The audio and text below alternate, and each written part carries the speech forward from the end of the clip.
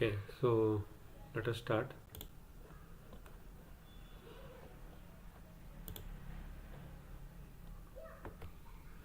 ನಮಸ್ಕಾರ ಮಿತ್ರರೇ. ಸೊ ಪ್ರತಿ ಬುಧವಾರದ ರಾತ್ರಿ 8:30 ಗೂಗಲ್ ಮೀಟ್ ನೇರ ಪ್ರಸಾರದ ಮತ್ತೊಂದು ಸಂಚಿಕೆಯಲ್ಲಿ ಮತ್ತೆ ನಾವು ಇವತ್ತು ಸೇರಿದ್ದೀವಿ. ಈ ದಿವಸ 5ನೇ ಆಗಸ್ಟ್ 2026. ಕಳೆದ ಕೆಲವು ವಾರಗಳಲ್ಲಿ ನಾವು ಸಾಕಷ್ಟು ಮಾಹಿತಿಯನ್ನು, ರಿಸೋರ್ಸ್ ಪರ್ಸನ್ಸ್ಗಳನ್ನು ಅಥವಾ ಅನುಭವರನ್ನು ನಮ್ಮ ಈ ಬುಧವಾರದ ಸರಣಿಗೆ ಕರ್ಕೊಂಡ್ಬಂದು ಅವರ ಅನುಭವವನ್ನು ನಾವು ಪಡ್ಕೊತಾ ಇದ್ವಿ. ಸೊ ವಿನೋದ್ ಕುಮಾರ್ ಅವರು, ಉದಯ್ ಕುಮಾರ್ ಅವರು ನಮಗೆ ಸೂಕ್ಷ್ಮಜೀವಿಗಳ ಬಗ್ಗೆ ಮಾಹಿತಿ ಕೊಟ್ಟರು. ಗುರ್ಪ್ರೀತ್ ಸಿಂಗ್ ನಾಗ್ಪಾಲ್ ಸರ್ ಸಹ ಇಂಗ್ಲೀಷ್ನಲ್ಲಿ ನಮಗೆ ಸಾಕಷ್ಟು ವಿಷಯಗಳನ್ನು ಅವತ್ತು ತಿಳಿಸಿದ್ರು. ಮಣ್ಣು ಮತ್ತು ಸೂಕ್ಷ್ಮಜೀವಿಗಳ ಮಧ್ಯೆ ಏನು ವ್ಯತ್ಯಾಸ ಇರುತ್ತೆ ಅಥವಾ ಎಷ್ಟು ಅನುಬಂಧ ಇರುತ್ತೆ ಅದನ್ನೆಲ್ಲ ನಮ್ಗೆ ಅರ್ಥ ಮಾಡ್ಸೋಕ್ಕೆ ಪ್ರಯತ್ನ ಪಟ್ಟರು. ಹಾಗಾಗಿ ಮತ್ತು ಈ ವಾರದಲ್ಲಿ ನಮಗೆ ಇನ್ನೊಬ್ಬರು ನಮ್ಮ ಜೊತೆ ಇರ್ತಾರೆ, ಕಾರ್ತಿಕ್ ಅಂತ, ಇಂದಿರಾ ಎನರ್ಜಿ ಸಿಸ್ಟಮ್ಸ್ ಅಂತ ಇಲ್ಲಿ ಬೆಂಗಳೂರು ಎಲೆಕ್ಟ್ರಾನಿಕ್ ಸಿಟಿನಲ್ಲಿದ್ದಾರೆ. ಸೊ ಅವರು ಇವತ್ತು ನಮ್ಮ ಜೊತೆ ಇರ್ತಾರೆ. ಅವರು ಸಾಕಷ್ಟು ಅನುಭವಗಳನ್ನು ಸೌರಶಕ್ತಿ ಚಾಲಿತ ನೀರಾವರಿ ವ್ಯವಸ್ಥೆ ಇದ್ರ ಬಗ್ಗೆ ಅವ್ರಿಗೆ ಸಾಕಷ್ಟು ಅನುಭವ ಇದೆ, ತಾಂತ್ರಿಕ ಪರಿಣಿತಿಯೂ ಸಹ ಇದೆ. ಸೊ ನಮ್ಮ ಈ ಗ್ರೂಪ್ನಲ್ಲಿರ್ತಕ್ಕಂಥ ಸುಮಾರು ಒಂದು 3-4 ಜನ ಕೃಷಿಕರಿಗೆ ಅವರು ಪರಿಚಯ ಆಗಿದ್ದಾರೆ. ಹಾಗಾಗಿ ಇವತ್ತು ನಾನು ಕಾರ್ತಿಕ್ ಅವ್ರನ್ನ ರಿಕ್ವೆಸ್ಟ್ ಮಾಡಿದೆ ನಮ್ಮ ಜೊತೆ ಇರಿ ಅಂತೇಳಿ. ಅವರು ಇರ್ತಾರೆ. ಅವರದೊಂದು ಅವರ ಕಂಪ್ನಿ ಬಗ್ಗೆ ಮತ್ತು ಪ್ರಾಡಕ್ಟ್ಸ್ ಬಗ್ಗೆ ಮತ್ತು ಹೇಗೆ ನಾವು ಸೌರಶಕ್ತಿ ಚಾಲಿತ ನೀರಾವರಿ ವ್ಯವಸ್ಥೆನ ಅಳವಡಿಸ್ಕೋಬೋದು, ಅದಕ್ಕೆ ಸಂಬಂಧಪಟ್ಟಂಗೆ ನಿಮಗೇನಾದರೂ ಅನುಮಾನಗಳಿದ್ದರೆ, ವಿವರಗಳು ಬೇಕಿದ್ದರೆ ಕಾರ್ತಿಕ್ ಇವತ್ತು ನಮ್ಮ ಜೊತೆ ಇದ್ದಾರೆ, ನಮ್ಮ ಹಂಚ್ಕೊಳ್ತಾರೆ ಅಂತ ಹೇಳ್ತಾ ಸೊ ಇವತ್ತಿನ ಕಾರ್ಯಕ್ರಮವನ್ನು ಪ್ರಾರಂಭ ಮಾಡೋಣ. Good evening friends.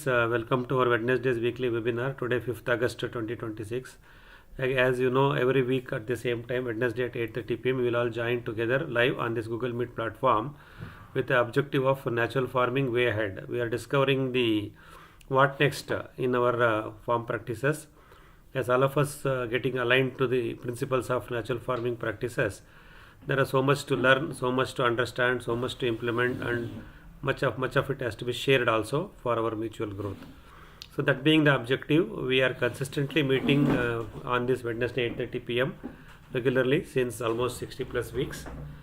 We had the opportunity to invite some of the experienced people in a specific domain related to our natural farming or farming infrastructure management and best practices. Couple of weeks back, we have Dr. Uday Kumar, the agronomologist. He joined us from South Tamil Nadu. He explained us the importance of microbes, microbial development, microbial inoculation, EM solution, etc. So he has given us some learning about the microbial management in our soil. Subsequent to that, we had Mr. Gurdeep Singh Nagpal ji. So 82 years old veteran farmer, and he has worked with many farming projects. He is a researcher. He owns some patents also. So Nagpal ji has told us the importance of again soil health, microbes, gut microbes, how we can feed the microbes from outside, from our end as an intervention, or how the plants will feed the microbes. He talked about that also. We had the opportunity to listen to Gurdeep Singh ji on the previous weeks. Now this week we had another important guest with us. His name is Mr. Karthik. Karthik is an young entrepreneur. He owns a startup company called Indira Energy Systems in Electronic City, Bengaluru. So they focus more on non-conventional energy, that is solar energy. So many of us in our group already got connected with Mr. Karthik. So we have spoken to him. We have taken his service products also. So I have requested Mr. Karthik to share about his company, his journey, and what are the things which we can consider when it comes to looking at solar powered irrigation system and wall automation. So Karthik will going to spend some time on that. Before that, I'll just take some of the routine things, then we will have Karthik live with us. ಮಿತ್ರರೇ, ಈ ದಿನದ ಕಾರ್ಯಕ್ರಮದಲ್ಲಿ ನಮ್ಮ ಜೊತೆ ಕಾರ್ತಿಕ್ ಸಹ ಇದ್ದಾರೆ, Indian energy ಸಿಸ್ಟಮ್ಸಿಂದ. ಅವರು ನಮ್ಮ ಪ್ರೆಸೆಂಟೇಷನ್ ತೊಗೊಳಕ್ಕೆ ಮುಂಚೆ ಕೆಲವು ವಿಷಯಗಳನ್ನು ನಿಮ್ಗೆ ಹಂಚ್ಕೊಂಡ್ಬಿಡ್ತೀನಿ, ಆಮೇಲೆ ಕಾರ್ತಿಕ್ ನಮ್ಮ ಜೊತೆ ಬರ್ತಾರೆ. So there are certain standard instructions for our participants. Most of you know this, you are following it, but still as a procedure I am just briefing quickly. Friends, this is just an audio only bridge. So we are using this Google Meet platform, even though this supports video, but we are not doing anything on the video part right now. We are still focusing on only audio part. Hence, everything is audio based. So please switch off your cameras. No need to switch on the camera, and it takes more internet and takes battery from your phone or a laptop. So switch off the camera, keep it in the audio mode only. That is the first thing. Second thing is, please always stay muted, because this program is being recorded for the later uploading into our YouTube and subsequent access to our farmers who are not able to connect today. So we wanted to keep the external noise to the minimum. So please always stay muted, and you can unmute yourself only when you wanted to share something, you want to ask something, those kind of area. You just unmute yourself, ask your question or do your sharing, then again go back to mute. So try to keep silence because it is being recorded. So you are always allowed to interrupt or intervene, but unmute yourself, make the intervention, then again go back to the mute status. This is the mandatory requirement here. And again, avoid cross talks. So don't discuss among ourselves. Let us listen to the presentation. Later we can always ask questions and get clarified. So avoid cross talks, and always wait for your time. So definitely this seminar, this workshop, webinar will have good amount of time for all of us. So you can always get your time. You can raise your hands, or you can interrupt. You can ask me. We will going to have a sufficient time allocated to all of us. So we are not in a hurry. So let us keep learning together. ಮಿತ್ರರೇ, ಈ ಒಂದು ಬುಧವಾರದ ಈ Google meet ಕಾರ್ಯಕ್ರಮದಲ್ಲಿ ಕೆಲವು ಸೂಕ್ಷ್ಮಗಳನ್ನು ನಾವು ಗಮನಿಸ್ತಾ ಹೋಗೋಣ. ಇದು ಸಂಪೂರ್ಣವಾಗಿ ಆಡಿಯೋ, ಅಂದರೆ ಆಡಿಯೋ ಧ್ವನಿ ಮುದ್ರಿತ, ಅಂದರೆ ಧ್ವನಿ ಆಧಾರಿತ ಒಂದು ಸಂವಹನ ಆಗಿರುತ್ತೆ. ಹಾಗಾಗಿ ಇದರಲ್ಲಿ ನಮಗೆ ವಿಡಿಯೋ ಬೇಕಾಗಲ್ಲ. ದಯವಿಟ್ಟು ನಿಮ್ಮ ಫೋನಲ್ಲಿ ಅಥವಾ ಲ್ಯಾಪ್ಟಾಪ್ನಲ್ಲಿ ಕ್ಯಾಮ್ರಾವನ್ನು ಮ್ಯೂಟ್ ಮಾಡಿಟ್ಕೊಳ್ಳಿ. ಕ್ಯಾಮ್ರಾ ಓಪನ್ ಮಾಡ್ಕೊಳ್ಳೋ ಅವಶ್ಯಕತೆ ಇಲ್ಲ.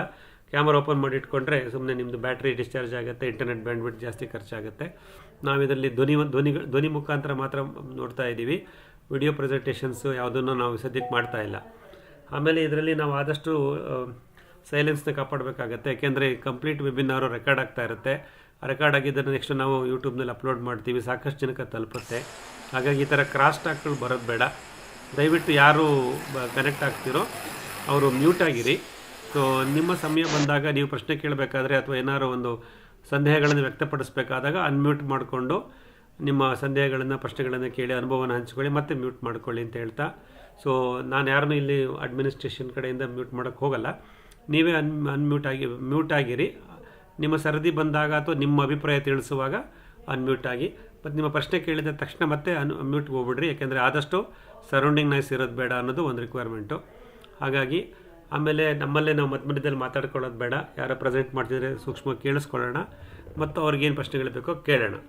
ಸಾಕಷ್ಟು ಸಮಯ ಇರುತ್ತೆ, ಯಾವುದೇ ಗಡಿಬಿಡಿ ಇಲ್ಲ. ನಿಧಾನವಾಗಿ ನಮ್ಮ ವೆಬಿನಾರ್ನಲ್ಲಿ ಕಲಿಕೆಯನ್ನು ಮುಂದುವರಿಸ್ಕೊಂಡು ಹೋಗ್ತಾ ಇರೋಣ.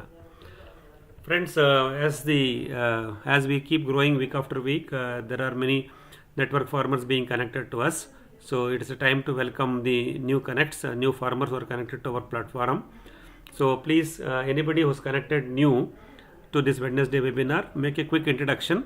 So your name and your address, your farm location, the area of the farm, what are the crops you are growing today, and what is the irrigation system you have, and what are the future plans you in terms of cropping and package of practice and management. So you can take about 90 seconds, 1.5 minutes to 2 minutes, make a quick introduction. Later you will get an opportunity to make your own farm presentation for a detailed 15 minutes like we have done. That is our experiential sharing slot will come to you as and when you are ready and willing to make a presentation of your farm. This platform is to all of us, so we should make use of it. ಮಿತ್ರರೇ, ಹೊಸದಾಗಿ ನಮ್ಮ ಈ ಬುಧವಾರದ ವೆಬಿನಾರ್ಗೆ ಜೋಡಿಸ್ಕೊಳ್ತಕ್ಕಂಥ ನಮ್ಮ ಕೃಷಿಕ ಮಿತ್ರರಿಗೆ ನೀವು ನಿಮ್ಮನ್ನು ಪರಿಚಯ ಮಾಡ್ಕೊಳ್ಳಿ.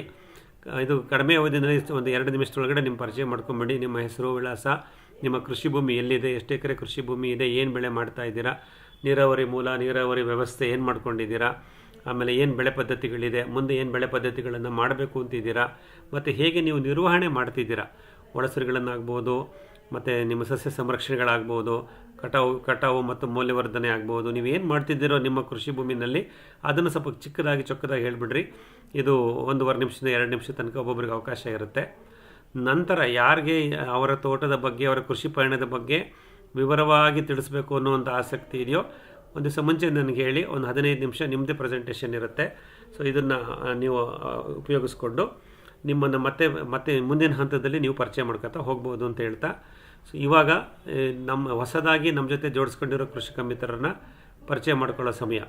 So dear friends, whoever is connected recently to this webinar or today, please unmute yourself, make a quick introduction such that we can continue. ಹೊಸದಾಗಿ ಯಾರು ಇದ್ರೆ ಪರಿಚಯ ಮಾಡ್ಕೊಳ್ಳಿ ಅಪ್ಪ. ಹಲೋ, ಹೇಳಿ ಪರಿಚಯ ಮಾಡ್ಕೊಳ್ಳಿ. ಬಂದಿದ್ದೀರಾ? ಸರ್, ನನ್ನ ಹೆಸರು ಮುರಳಿ ಮೋಹನ್ ಅಂತ. ನಮ್ದು ಫಾರ್ಮ್ KGF ಹತ್ರ ಇದೆ, 1.5 ಎಕರ್. ಅದರಲ್ಲಿ ಈಗ 0.75 ಮುಕ್ಕಾಲು ಎಕರೆ ಅಷ್ಟು ಮಾತ್ರ ಈಗ ತೆಂಗಿನ ಗಿಡ ಮತ್ತೆ ಆಲ್ ಫ್ರೂಟ್ಸ್ ಗಿಡ ಇಟ್ಟಿದೀವಿ. ಒಂದು 3 months ಆಯ್ತು. ನಮ್ದು ಬೋರ್ವೆಲ್ ಇದೆ ಸರ್, ಬೋರ್ವೆಲ್ ಇಂದ ಇರಿಗೇಷನ್ ಮಾಡ್ತಾ ಇದೀವಿ. ಒಳ್ಳೇದು ಮುರಳಿ ಮೋಹನ್ ಅವರೇ. KGF ಇಂದ ಎಷ್ಟು ದೂರ ಅಂತ ಹೇಳಿದ್ರಿ? KGF ಇಂದ ಒಂದು 6 kilometers ಆಗುತ್ತೆ ಸರ್. ಬೇತ್ಮಂಗ್ಲ ಅಂತಿದೆ, ಅಲ್ಲಿಂದ ಒಂದು 3 kilometers ಆಗುತ್ತೆ. ಓಕೆ.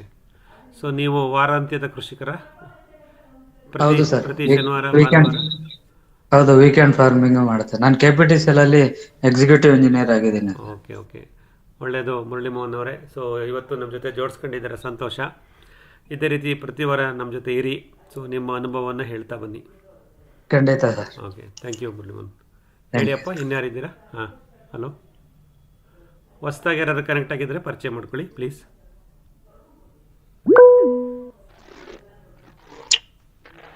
ಹಲೋ, ನನ್ನ ಹೆಸರು ಮಧುಕರ್ ಅಂತ. ಒರಿಜಿನಲ್ ಆಗಿರೋದು ನಾನು ಸಂಜಯನಗರ್, ಬೆಂಗಳೂರಿನಲ್ಲಿ. ಬಟ್ ನಮ್ಮ ಫಾರ್ಮ್ ಇರೋದು ಕದರಿ ಇಂದ ಒಂದು 30 kilometers. 25 acres ಫಾರ್ಮ್ ನಲ್ಲಿ 20 acres DJ ಸಂಪೂರ್ಣ ಕೋಕೋನಟ್ ಹಾಕಿದೀವಿ. And it is A 5-year crop. ಯೀಲ್ಡಿಂಗ್ ಆಗ್ತಾ ಇದೆ. But from past 1 year, we are facing some issues and with respect to power and water.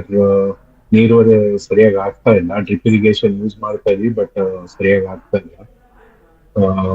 So ಮುಂದೆ ಬೇರೆ ಗಿಡಗಳು ತರೋದನ್ನ ಬಿಟ್ಟು ನಾವು ಬರೀ ಇದ್ರ ಮೇಲೆ ಫೋಕಸ್ ಮಾಡೋ ಅಂತ ನಾವು ನೋಡ್ತಾ ಇದೀವಿ. ಡ್ರಿಪ್ ಇರಿಗೇಷನ್ ಬಿಟ್ರೆ ಇನ್ನ ಪ್ರಾಕ್ಟೀಸಸ್ ಪಲ್ವರೈಸರ್ ನಾರ್ಮಲ್ ಆಗಿ ಯೂಸ್ ಮಾಡ್ತಾ ಇದೀವಿ. ವೇಸ್ಟ್ ಡಿಕಂಪೋಸರ್ ತಂದಿದೀವಿ, ಬಟ್ ಇನ್ನ ಸ್ಟಾರ್ಟ್ ಮಾಡಿದ್ವಿ. ಸೊ ಟೋಟಲ್ 1400 ಪ್ಲಾಂಟ್ಸ್ ಇದೆ ಈ ತೋಟದಲ್ಲಿ. ಓಕೆ, ಒಳ್ಳೆಯದು ಮಧುಕರ್ ಅವರೇ. ಸೊ ಈ ಒಂದು ಹೈಬ್ರಿಡ್ ಕೊಕೊನಟ್ ಪ್ಲಾಂಟ್ಸ್ದು ನಿಮ್ಮ ಅನುಭವ ನಮಗೆ ಬೇಕಾಗತ್ತೆ ಮುಂದೆ. ಇನ್ನೊಂದು ಸಲ ದಯವಿಟ್ಟು ಬನ್ನಿ, ನಿಮ್ಮ ಕೃಷಿ ಪ್ರದೇಶದ ವಿವರಣೆ ಕೊಡ್ತಾ ಬನ್ನಿ. ನಿಮ್ಮ ಸಮಸ್ಯೆಗಳನ್ನು ಆಲ್ರೆಡಿ ಹೇಳಿದ್ದೀರಾ. ಇನ್ನೂ ಏನಾದ್ರು ಸಮಸ್ಯೆಗಳಿಗೆ ನಮ್ಮ ಕಡೆಯಿಂದ ಏನಾದರೂ ಅನುಭವ ಇದ್ದರೆ ಅದನ್ನ ಹೇಳ್ತಾ ಬರ್ತಾರೆ. ಹಾಗಾಗಿ ಇನ್ನೊಂದು ದಿವಸ ಮತ್ತೆ ಒಂದು 10 ನಿಮಿಷದ ಪ್ರೆಸೆಂಟೇಷನ್ ಮಾಡೋರಂತೆ Madhukar sir. Okay sir. Okay, thank you Madhukar. Welcome to our webinar. Thank you sir. Thank you very much. Thanks. ಹೇಳಿಯಪ್ಪ, ಇನ್ಯಾರು ಇದ್ದೀರಾ? ಪರಿಚಯ ಮಾಡ್ಕೊಳ್ಳಿ.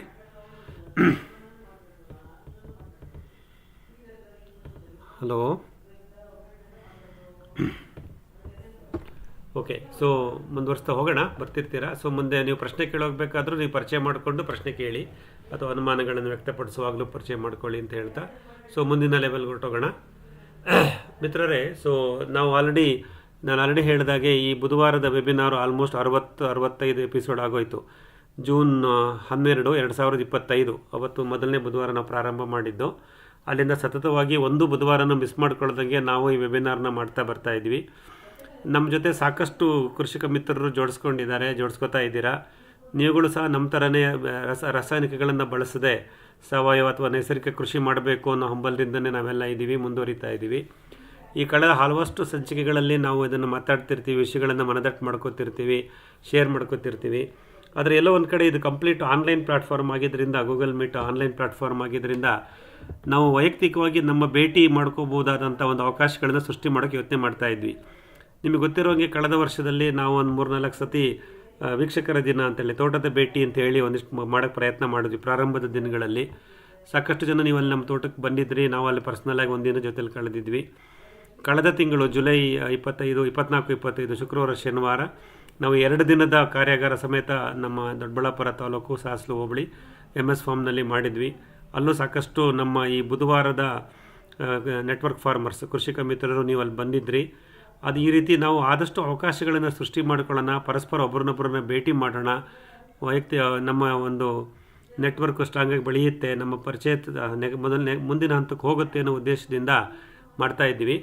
ಈಗ ಕಳೆದ ವಾರ ನಾನು ನಿಮ್ಗೆ ಹೇಳ್ದಂಗೆ ವೆಬಿನಾರಿಂದ ಸೆಮಿನಾರ್ವರೆಗೆ, ವೆಬಿನಾರ್ ಟು ಸೆಮಿನಾರ್ ಅಂತ ಒಂದು ಕಾನ್ಸೆಪ್ಟ್ನಲ್ಲಿ ನಾನು ಯಾಕೆ ಒಂದು ದಿನದ ಒಂದು ಸೆಮಿನಾರ್ನ ಮಾಡಬಾರ್ದು, ನಮ್ಮ ಬೆಂಗಳೂರು ನಗರದಲ್ಲೇ ಮಾಡೋಣ, ಬೆಂಗಳೂರಲ್ಲಿರೋರಿಗೆಲ್ಲ ಅನುಕೂಲ ಆಗುತ್ತೆ, ಹೊಸದಾಗಿ ನಮ್ಮ ಜೊತೆ ಜೋಡಿಸ್ಕೊಂಡಿರೋರು ಒಬ್ರಿಗೊಬ್ರು ಪರಿಚಯ ಮಾಡ್ಕೊಂಡಂಗೆ ಆಗುತ್ತೆ.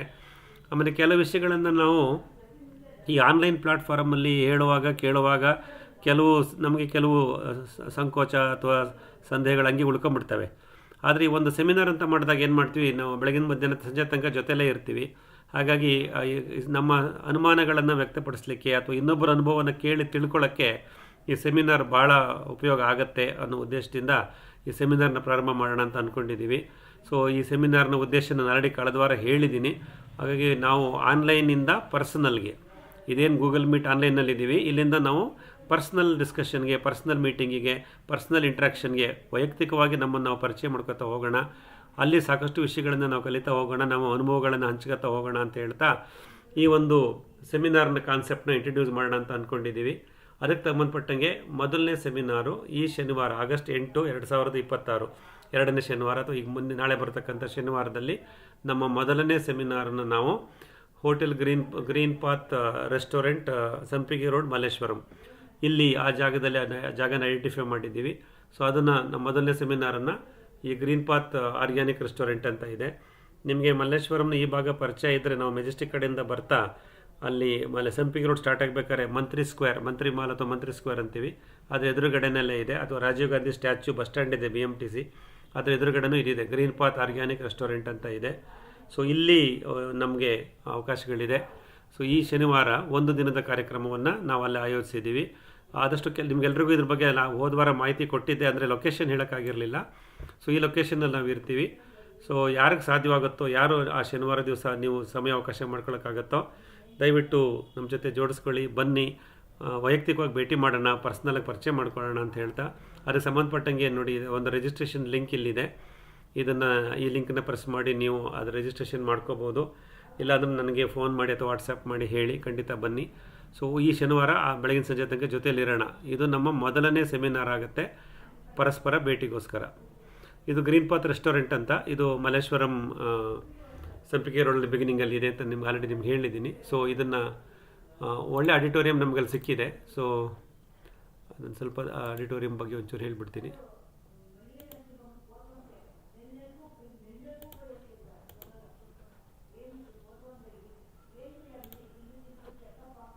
ಸೊ ಒಂದು ಸ್ಟೇಟ್ ಆಫ್ ದ ಆರ್ಟ್ ಇದೆ ಸಿಕ್ಕಿದೆ ನಮಗೆ, ನೋಡಿ ಗಮನಿಸ್ಬೋದು ನೀವು. ಸುಮಾರು 60ರಿಂದ 70 ಜನ ಕೂತ್ಕೋಬಹುದಾದಂಥ ಒಂದು ಆಡಿಟೋರಿಯಂ ಇಲ್ಲಿದೆ.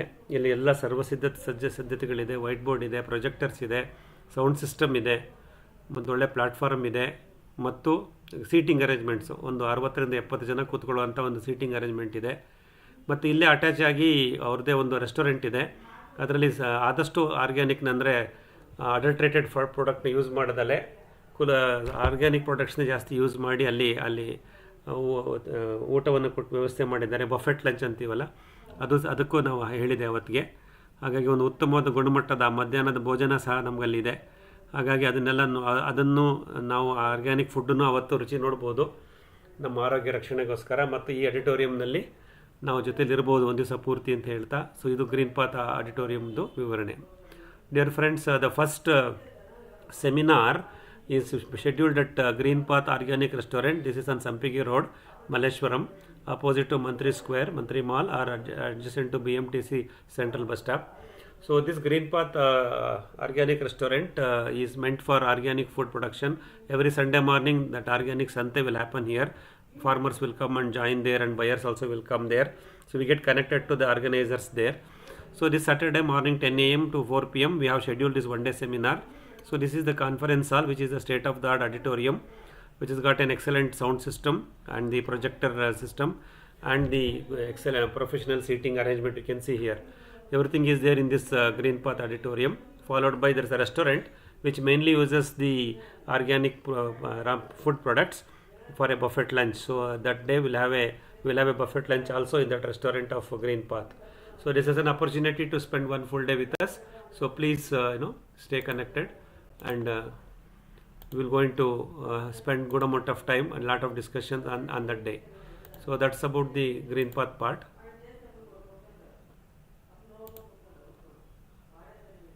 Okay.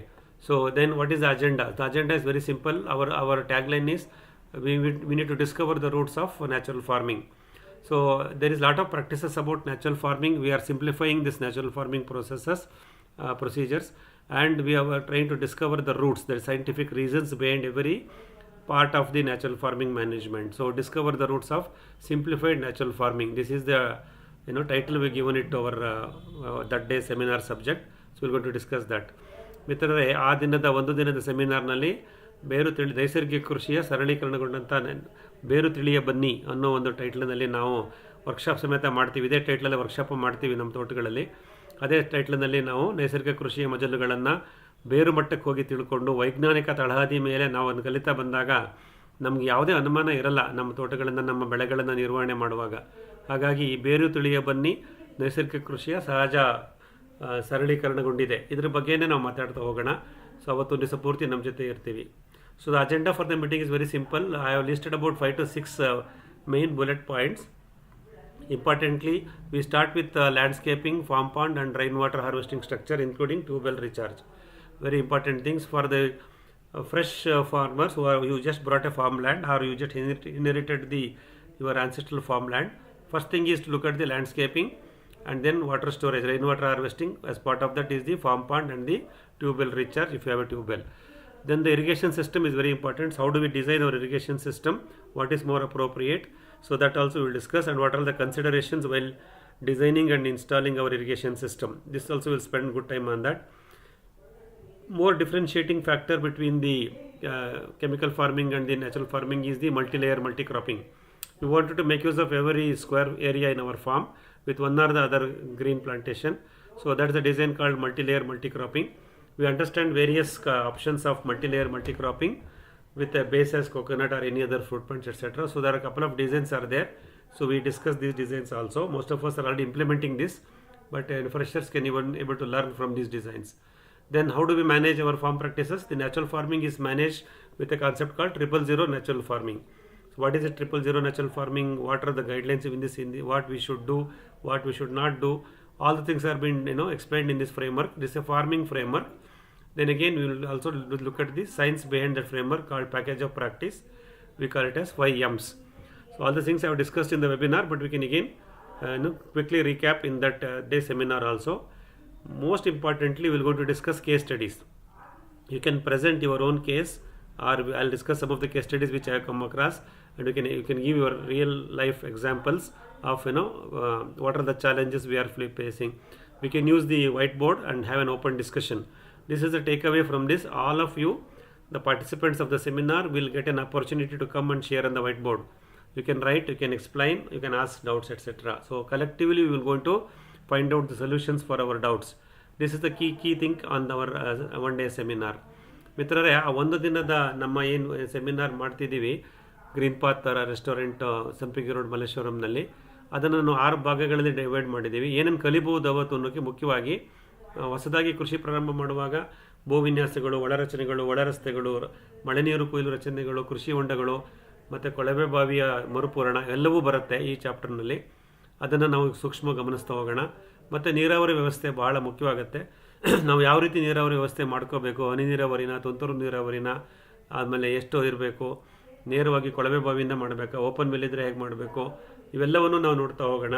ನಮಗೆ ಕೆಲವು ಸಲ ಗ್ರಿಡ್ ಪವರ್ ಸರಿ ಇರಲ್ಲ, ಆವಾಗ ನಾವು ಸೌರಶಕ್ತಿ ಚಾಲಿತ ನೀರಾವರಿ ವ್ಯವಸ್ಥೆ ಅಂತೀವಿ, ಸೋಲಾರ್ ಪವರ್ಡ್. ಅದ್ರ ಬಗ್ಗೆ ನಾವು ಮಾಡ್ಕೋಬೋದೇ, ಅದೆಷ್ಟು ಅನುಕೂಲ ಆಗುತ್ತೆ ನಮಗೆ ಸೋಲಾರಲ್ಲಿದ್ದರೆ. ಇನ್ಫ್ಯಾಕ್ಟ್ ಇವತ್ತು ಕಾರ್ತಿಕ್ ನಮ್ಮ ಜೊತೆ ಇದ್ದಾರೆ, ಅದ್ರ ಬಗ್ಗೆ ಸಾಕಷ್ಟು ಮಾಹಿತಿ ಕೊಡ್ತಾರೆ. ಸೊ ಅವರು ಅದ್ರ ಬಗ್ಗೆನೂ ನಾವು ಕಲಿತಾ ಹೋಗೋಣ, ಮಾತಾಡ್ತಾ ಹೋಗೋಣ. ಯಾರ್ಯಾರು ಈ ಸೌರಶಕ್ತಿ ಚಾಲಿತ ನೀರಾವರಿ ವ್ಯವಸ್ಥೆ ಮಾಡ್ಕೊಂಡಿದ್ದೀರೋ ಅದನ್ನು ನಿಮ್ಮ ಕೇಸನ್ನು ನೀವು ಅಲ್ಲಿ ವೈಟ್ ಬೋರ್ಡಲ್ಲಿ ಬರೆದು ನಮಗೆಲ್ಲರಿಗೂ ಅದ್ರ ನಿಮ್ಮ ಅನುಭವನ ಮಾಹಿತಿನ ಕೊಡ್ಬೋದು. ಮತ್ತು ನೀರಿನ ಕನಿಷ್ಠ ಬಳಕೆ, ಈ ನಮಗಿನ್ನೂ ಈ ಸಲ ಮುಂಗಾರು ತುಂಬ ಸಮಸ್ಯೆಯನ್ನು ಉಂಟು ಮಾಡಿದೆ. ಸಾಕಷ್ಟು ನೀರು ಸಿಗ್ತಾ ಇಲ್ಲ, ಮಳೆ ಬಂದಿಲ್ಲ ಬೇಕಾದಷ್ಟು ಕಡೆ.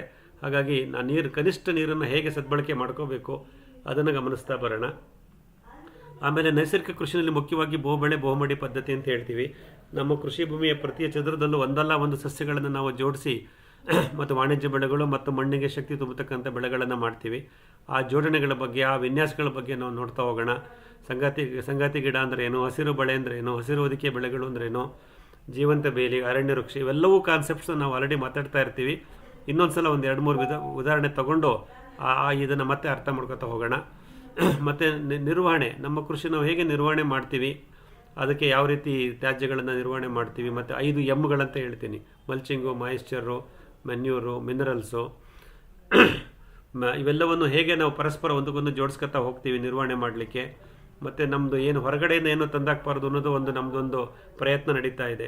ಶೂನ್ಯ ಒಳಸುರಿಗಳನ್ನು ಖರೀದಿ ಮಾಡಲೇಬಾರ್ದು. ಯಾವುದನ್ನು ಎಲ್ಲವೂ ನಮ್ಮ ತೋಟದಲ್ಲೇ ಸೃಷ್ಟಿಯಾಗಬೇಕು. ಆ ರೀತಿ ಒಂದು ಸುಸ್ಥಿರವಾದಂಥ ಕೃಷಿನ ನಾವು ಮಾಡ್ಕೋಬೇಕು. ಅದನ್ನು ಮಾಡೋದು ಹೇಗೆ, ಅದಕ್ಕೆ ಯಾವ ರೀತಿ ಅವಕಾಶಗಳಿದೆ, ಅಲ್ಲಿವರೆಗೂ ನಾವು ಯಾವುದಾದ್ರು ಒಳಸುರಿಗಳನ್ನು ಮಾಡ್ಬೋದೆ, ಯಾವುದನ್ನು ಕಡಿಮೆ ವೆಚ್ಚದಲ್ಲಿ ಮಾಡ್ಬೋದು, ಇವೆಲ್ಲವನ್ನೂ ನಾವು ಕಲಿತಾ ಹೋಗೋಣ. ಮುಖ್ಯವಾಗಿ ಅವತ್ತು ನಮಗೆ ಬೇಕಾಗಿರೋದು ಅನುಭವ ಹಂಚಿಕೆ.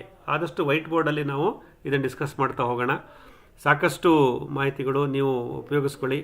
ನಿಮ್ಮ ಅನುಭವಗಳನ್ನು, ನಿಮ್ಮ ಅನುಮಾನಗಳನ್ನೆಲ್ಲ ವ್ಯಕ್ತಪಡಿಸಿ ಅಂತ ಹೇಳ್ತಾ, ಒಂದಿಷ್ಟು ನಾವು ಡಿಸೈನ್ ಸಹ ಮಾಡ್ಕೋಬೋದು. ನಾವು ನಮ್ಮ ತೋಟದ ಡಿಸೈನ್ಗಳನ್ನು ನಾವು ಡಿಸ್ಕಸ್ ಮಾಡ್ತಾ ಹೋಗೋಣ. ನೆಕ್ಸ್ಟ್ ಲೆವೆಲಲ್ಲಿ ಏನು ಬೇಕು ಅದನ್ನು ಮಾಡ್ತಾ ಹೋಗೋಣ ಅಂತ ಹೇಳ್ತಾ, ಇದಿಷ್ಟು ನಮ್ಮ ಸೆಮಿನಾರಿನ ಅಜೆಂಡಾ ಆಗಿರುತ್ತೆ. ದಯವಿಟ್ಟು ಯಾರು ಅವತ್ತು ಅವಕಾಶ ಇದೆ ಖಂಡಿತ ಬನ್ನಿ, ಒಂದು ದಿವಸ ನಮ್ಮ ಜೊತೆ ಇರೋಣ, ಜೋಡಿಸ್ಕೊಳ್ಳಿ. ಅದಕ್ಕೆ ಸಂಬಂಧಪಟ್ಟಂಗೆ ಮತ್ತೆ ವಿವರ ಬೇಕಂದರೆ ನನಗೆ ವಾಟ್ಸಪ್ನಲ್ಲಿ ಮೆಸೇಜ್ ಹಾಕಿ ಅಥವಾ ಫೋನ್ ಮಾಡಿ ಕಳಿಸ್ಕೊಡ್ತೀನಿ. ಶನಿವಾರ ಬೆಳಗ್ಗೆ 8ನೇ ತಾರೀಕು 10 ಗಂಟೆಗೆ ಸೇರೋಣ ನಮ್ಮ ಗ್ರೀನ್ ಪಾತ್ ಆರ್ಗ್ಯಾನಿಕ್ ರೆಸ್ಟೋರೆಂಟಲ್ಲಿ. ಸಂಜೆ 4 ಗಂಟೆ ತನಕ ಜೊತೆಲಿರೋಣ ಅಂತ ಹೇಳ್ತಾ, ಸೆಮಿನಾರ್ ಬಗ್ಗೆ ಒಂದು ವಿವರಣೆನ ಇಲ್ಲಿಗೆ ಮುಗಿಸ್ತಾ ಇದ್ದೀನಿ. ಇದ್ರ ಬಗ್ಗೆ ಏನಾದರೂ ಮಾಹಿತಿಗಳು ಬೇಕಾದರೆ ಕೇಳಿ ದಯವಿಟ್ಟು. ಈ ಸೆಮಿನಾರ್ ವಿಷಯದ ಬಗ್ಗೆ ಇನ್ನೇನಾದ್ರು ಎಕ್ಸ್ಟ್ರಾ ಮಾಹಿತಿ ಬೇಕಂದರೆ ದಯವಿಟ್ಟು ಕೇಳಿಯಪ್ಪ. ನಂತರ ನಾವು ಮುಂದಿನ ಹಂತಕ್ಕೆ ಹೋಗೋಣ. You can ask any information extra or doubts about this seminar or its deliverables or its location and the way, the procedure to register. Please let me know if you want to know any more information about this.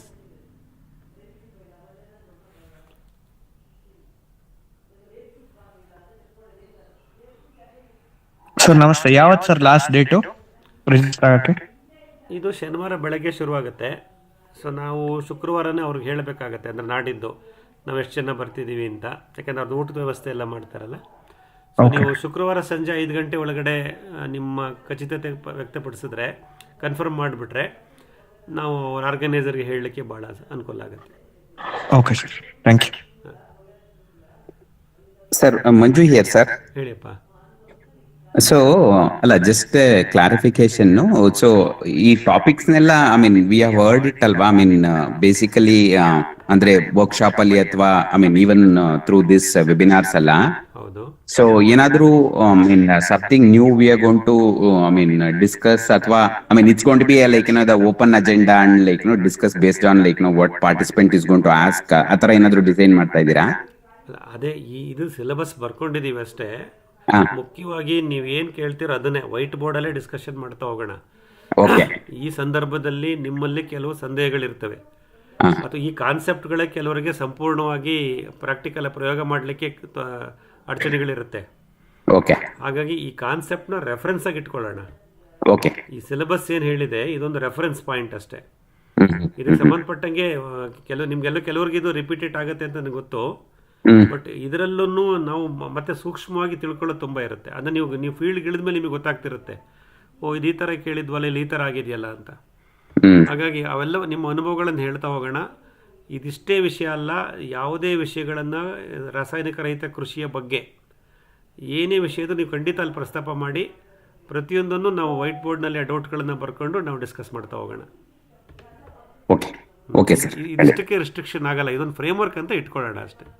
ಆಯ್ತು ಸರ್, ಖಂಡಿತ. Sure sir, thanks for that information. ಹೇಳಿಯಪ್ಪ, ಇನ್ನೇನಾದರೂ ಮಾಹಿತಿ ಬೇಕಾ ಈ seminar ಬಗ್ಗೆ, location ಬಗ್ಗೆ?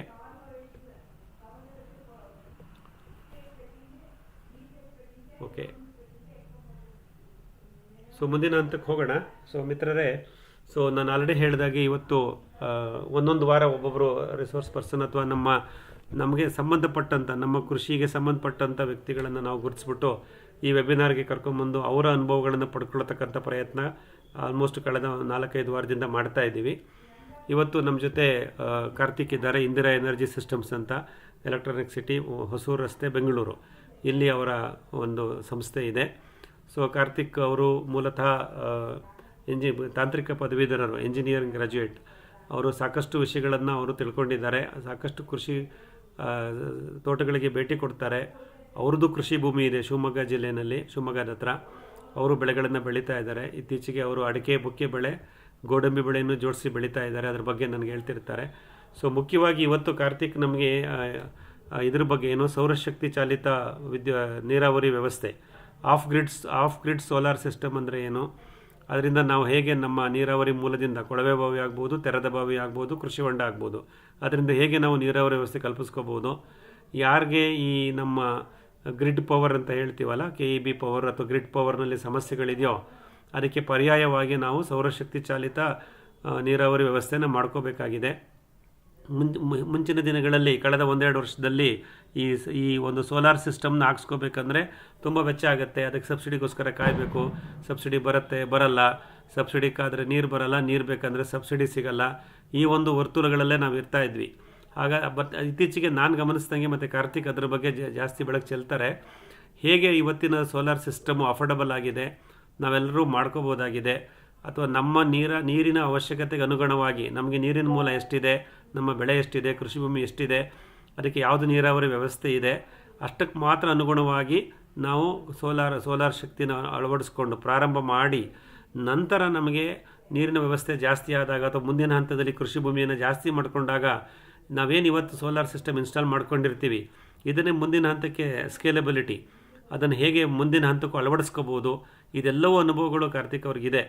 ಹಾಗಾಗಿ ಇವತ್ತು ಈ ಒಂದು ಸೋಲಾರ್ ಸಿಸ್ಟಮ್ ಬಗ್ಗೆ ಕಾರ್ತಿಕ್ ಅವರಿಂದ ಮಾಹಿತಿ ಪಡಿತಾ ಹೋಗೋಣ. Friends, today we have mister Karthik with us. So he represents Indira Energy Systems, a startup company based in Hosur Road, Bengaluru.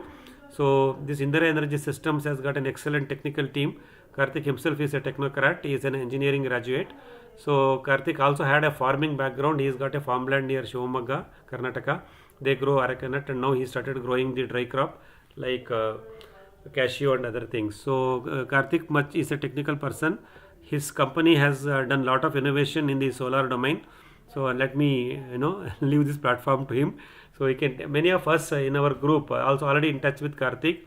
Few of us have already taken his services. I purchased a VFD controller and the motor from him. Gopal Krishna from Tali. So he is using the solar irrigation system for farm pond based irrigation. Now I think he is moving towards the tube well irrigation also. We have Vinod Kumar from Gauri Bidunuru. So he is using about 3 to 4 solar systems already he was using, but now he is integrated in the energy system also. So we have Lavanya madam from Nelamangala. She has got a farm there, so she is always regularly participate with us. So Mr. Bharat of that farm. So they are also recently used both tube well and open well. So we have a lot of case studies. These are the names which I can see. We have seen the solar benefits with Chandrasekharaya sir also at Kollegala. So like that, we have already come across a lot of solar installations in our group. Now many of you may be still interested to learn more about solar system. So this is the great opportunity. Today we have Mr. Karthik with us. So let's try to understand about the solar powered irrigation system and the wall automation. Mr. Karthik, so you can, your time is now. Please unmute, introduce yourself and take your time. Okay, yeah. Thank you, sir. Thank you for the opportunity. So hello all, good evening. We'll start the presentation. We'll just start sharing my screen. You can introduce yourself. I will open this slide. Okay. You can share the screen. We can start. I am going, but you can go ahead. You can introduce yourself once again. Okay. So my name is Karthik. I'm from Karnataka, Shivamogga basically. So I work as a CTO for Indira Energy Systems Private Limited. So we basically in Electronic City Phase 2 near Bomsandra. So we work on electronic system design and manufacturing. So majorly into solar systems and energy systems and power converter systems. So we'll dive to our presentation.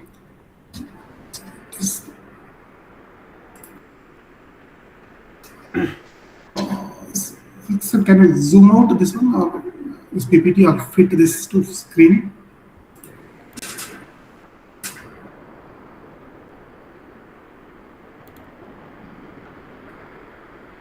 Is it not visible? Visible completely? No, sir. Full screen is not visible. No, not seen, sir.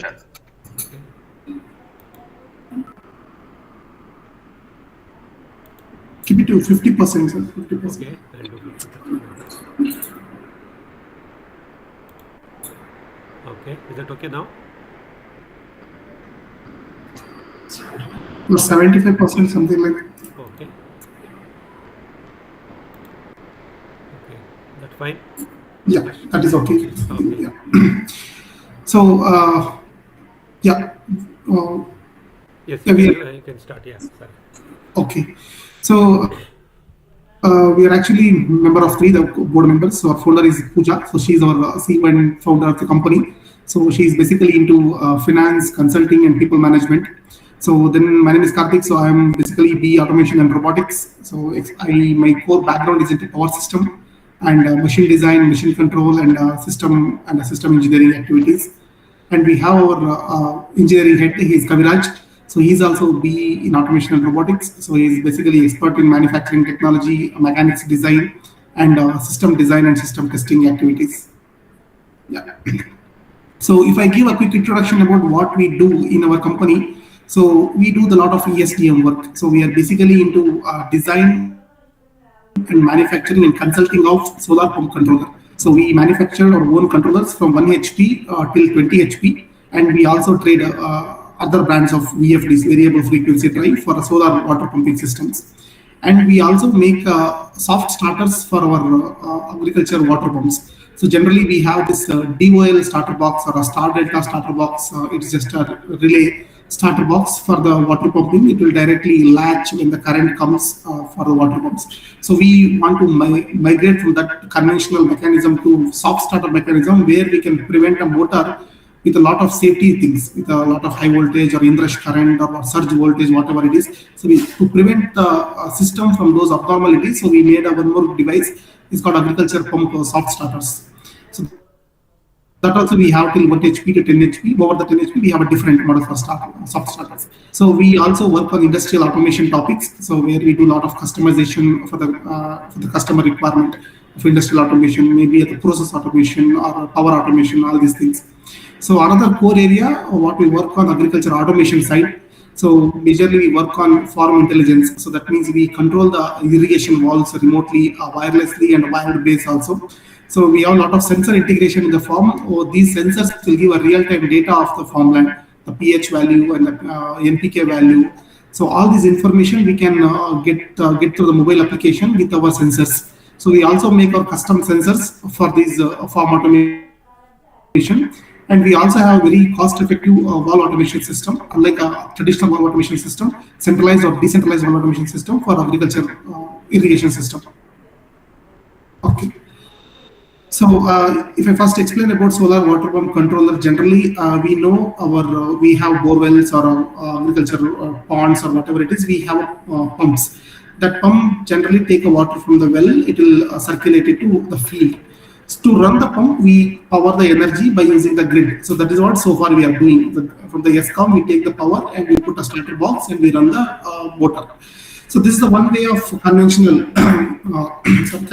powering the pumps. So we are going basically with respect to solar. We wanted to completely disengage this ESCOM for the water pump. We want to use the renewable energy as a solar energy for the pumping application. So we make a product to convert the solar energy into a three-phase alternating energy for the motor to work for water pumps application. So that is our core expertise. So we work on solar water pump controller. So we have certain advantage in our controller. I'll just explain in next slide. Okay. These are the special features of our controller. So this generally takes energy from the solar panel, convert the DC energy into three-phase AC energy, then it will give the power to the pump. So along with powering the pump, we have a lot of application in our VFD, variable frequency drive. So one such application is we can support any type of a pump. So generally in the market, we have two different type of pump. One is AC motor, so conventional AC motor. Second one is PMSM motor, permanent magnet synchronous motor, or a BLDC motor, brushless DC motor. So our controller is capable of firing any kind of a motor, either it's a AC motor or it's a DC motor. It can run any kind of a motor. Okay, so other main feature of our controller, basically we have a lot of what we call a shield in the borewell. So the kind of a sand which is going to stay in the borewell pump impellers. So this will generally make our water pump to give a less yield in the borewell, and it will create a lot of torque issue to unnecessary force for the motor that will suck a lot of current and you get a very less water output. So in our controller, we have one option that is cleaning of a pump. So it's a very quick interaction. So generally once in a 3 months or once in a 5 months timeline, we generally run this clean operation remotely, that too remotely, not in a visiting farm. So we can perform this clean operation. Once this clean operation command is executed, so our system will understand we want to clean the pump. It will thrust the motor with this particular frequency and the rotational frequency. Then it cleans all the molecules, all the dust, what is there on the motor impeller. So that will increase the motor yield. The yield of the motor will increase. Okay. So next major advantage of our controller. So we have integrated IoT system for our pump controller. So basically, currently a lot of people used to go to farm to automate to turn on, turn off the water pump. In our system, there is no human intervention is required to operate the water pump. So we have an IoT device. It's called RMS, remote monitoring system. So from this device, what we can do, we can fetch the data, what is happening in the field, and also we can remotely turn on, turn off the water pump. So, and also we can get what is the amount of water it is going out of my borewell, and what is the energy is generating. All this information we can get via this our mobile application. So this will make our life very easier. There is no intervention is required. We have to go there and manually operate the water pump. So this is completely via IoT platform. Okay. So, and also we can control our loads with our motor controller. So it depends upon the motor load, we can tweak our motor controller and we can get the exact amount of water which we are going to take from the borewell. Suppose if you have a more number of water, if you have a less water field, so then we can tweak it. We don't want unnecessary water. We want very limited water. That also we have a permissibility in our drive. We can set how much amount of water I want to extract from my borewell. All these things we can configure in our motor controller. So next, we have a lot of functionalities in our motor controller. Like we have our water pressure control. For example, we have a borewell that is around 100 feet depth. So if you put a 5 HP of motor, that will give a lot of pressure. So we may experience in the farmland, our pipe will blown up or walls will broke. So all these things will happen because of unnecessary pressure. If you set a dedicated pressure, for example, if I want a 1 bar pressure, if I want a 3 bar pressure, that much pressure only our motor controller will always allow. It will not allow unnecessary current to go to the pump. It will prevent the current. Based on that, we can get exact amount of defined pressure in our borewell. So this will avoid unnecessary breakage of our walls, breakage of our water pipe and all these things. So this will reduce the burden of a farmer in a long run. Okay, so another core functionality of our controller is we deliver 99% of MPPT efficiency. So unlike other traditional chains and other controllers, so there are 95, 96 and 90% of MPPT efficiency, but we have a dual MPPT in our controller. This is providing 99.8% of MPPT efficiency.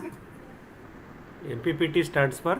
MPPT stands for Maximum Power Point Tracker. So any solar inverters, so generally have this algorithm. So we can suck the solar energy by using 2 control algorithms. One is the PWM control algorithm, another one is MPPT control algorithm. So this PWM stands for pulse width modulation. So we modulate the pulse to get the maximum current or maximum power from the solar panel. So this is a very common technique. So another high technique is the MPPT. So there are a lot of other techniques also in MPPT. That's called RMPPT. So this MPPT stands for Maximum Power Point Tracker. So this always monitor or it will always observe what is the highest amount of power coming out of the panel and always wants to take highest amount of power from the panel. So this is done by using our control logic called PI controller. So this will work on that MPPT. Yeah.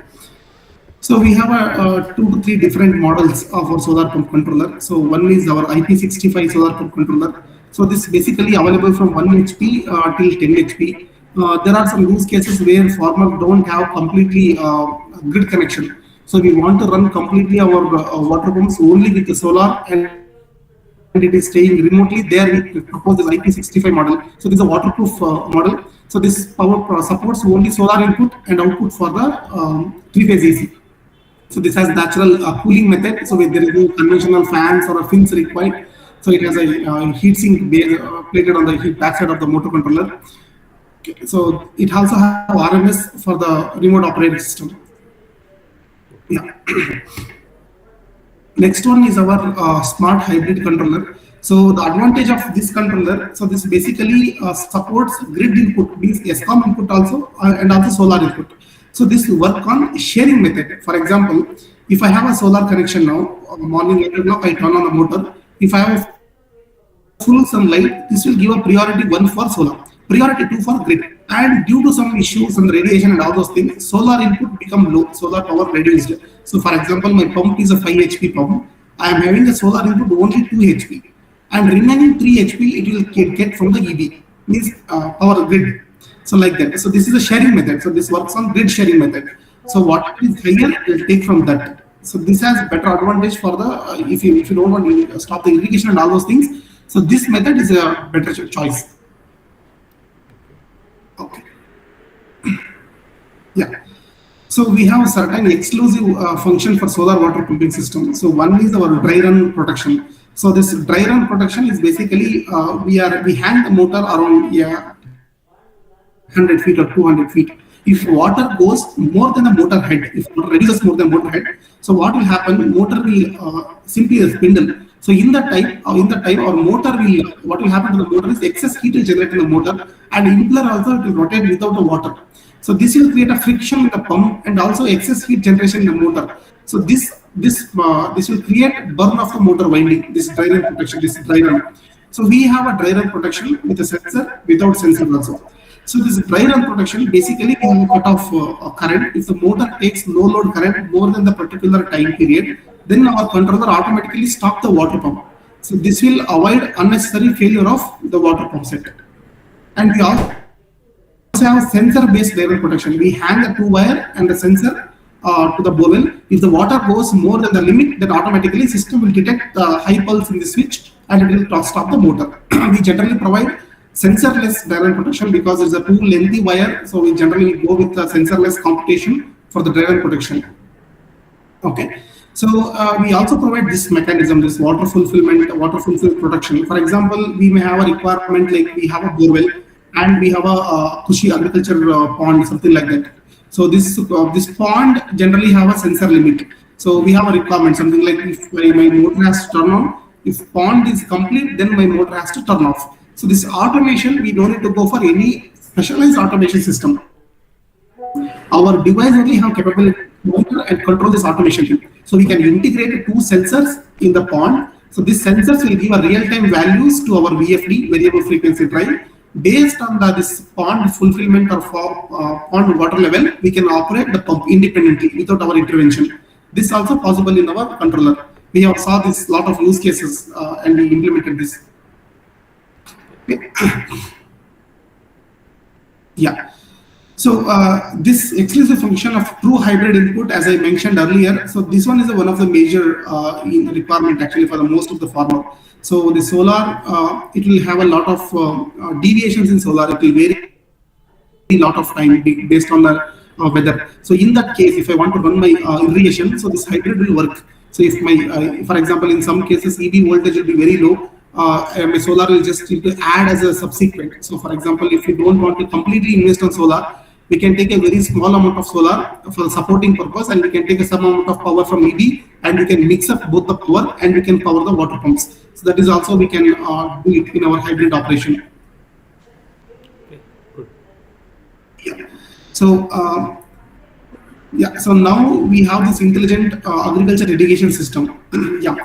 So this one is basically is our agriculture automation system. So our VFD comes with a PLC. So this PLC and other microcontroller also has a RTOS system. So this microcontroller basically have a lot of intelligence. It can take a command from different sensors, and it can also give a command for different walls.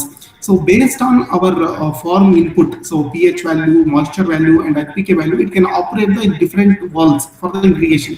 So if we give a command, we have to turn on this wall at this particular time. So that also is completely possible in our VFD itself. So we have also see this agriculture automation. There we used to have separate automation unit for the water pumping with the extra cost. Whereas in our system, there is no additional cost is required. Completely from this VFD itself, we can automate our farm field. So from VFD only, we can control the walls, we can operate the walls until the 4 walls we can do from our VFD. So if you want to exceed the walls, we have to put a small add-on system, that's just a communication add-on wall that will again communicate with another 4 walls.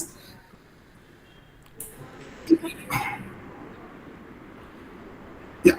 So this is about ourselves, more into ourselves. If you have any doubts, we can keep it session for interaction purpose. I'll start explaining about that one if you have notes. Okay. Thank you, Karthik. Friends, I think Karthik has spoken in English only. Anybody needs any quick translations to Kannada? Karthik can also speak Kannada. ಯಾರಿಗಾದರೂ ಕೆಲವು ವಿಷಯಗಳನ್ನು ಕನ್ನಡದಲ್ಲಿ repeat ಮಾಡಬೇಕಂದ್ರೆ ಹೇಳಿಯಪ್ಪ. Karthik repeat ಮಾಡ್ತಾರೆ, ನಾನು ಜೊತೆಗಿರ್ತೀನಿ. ಯಾವುದೇ ವಿಷಯವನ್ನು ಮಾಹಿತಿಯನ್ನು ಕನ್ನಡದಲ್ಲಿ ಕೊಡಬೇಕಂದ್ರೆ ಕೊಡೋಣ. ಎಲ್ರಿಗೂ ಅರ್ಥ ಆಗಿದೆಯಾ ಅವ್ರು ಹೇಳಿದ್ದು? Hello, Kannada translation ಬೇಕೇನ್ರಪ್ಪ?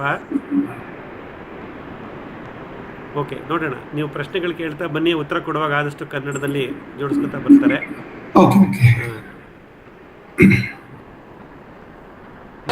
ಇವಾಗ ಕಾರ್ತಿಕ್ ನಮ್ಮ ಜೊತೆ ಇದ್ದಾರೆ. ಸೊ ಇದ್ರ ಬಗ್ಗೆ ಯಾವುದೇ ಅನುಮಾನಗಳಿದ್ರೆ ದಯವಿಟ್ಟು ಕೇಳಿಯಪ್ಪ.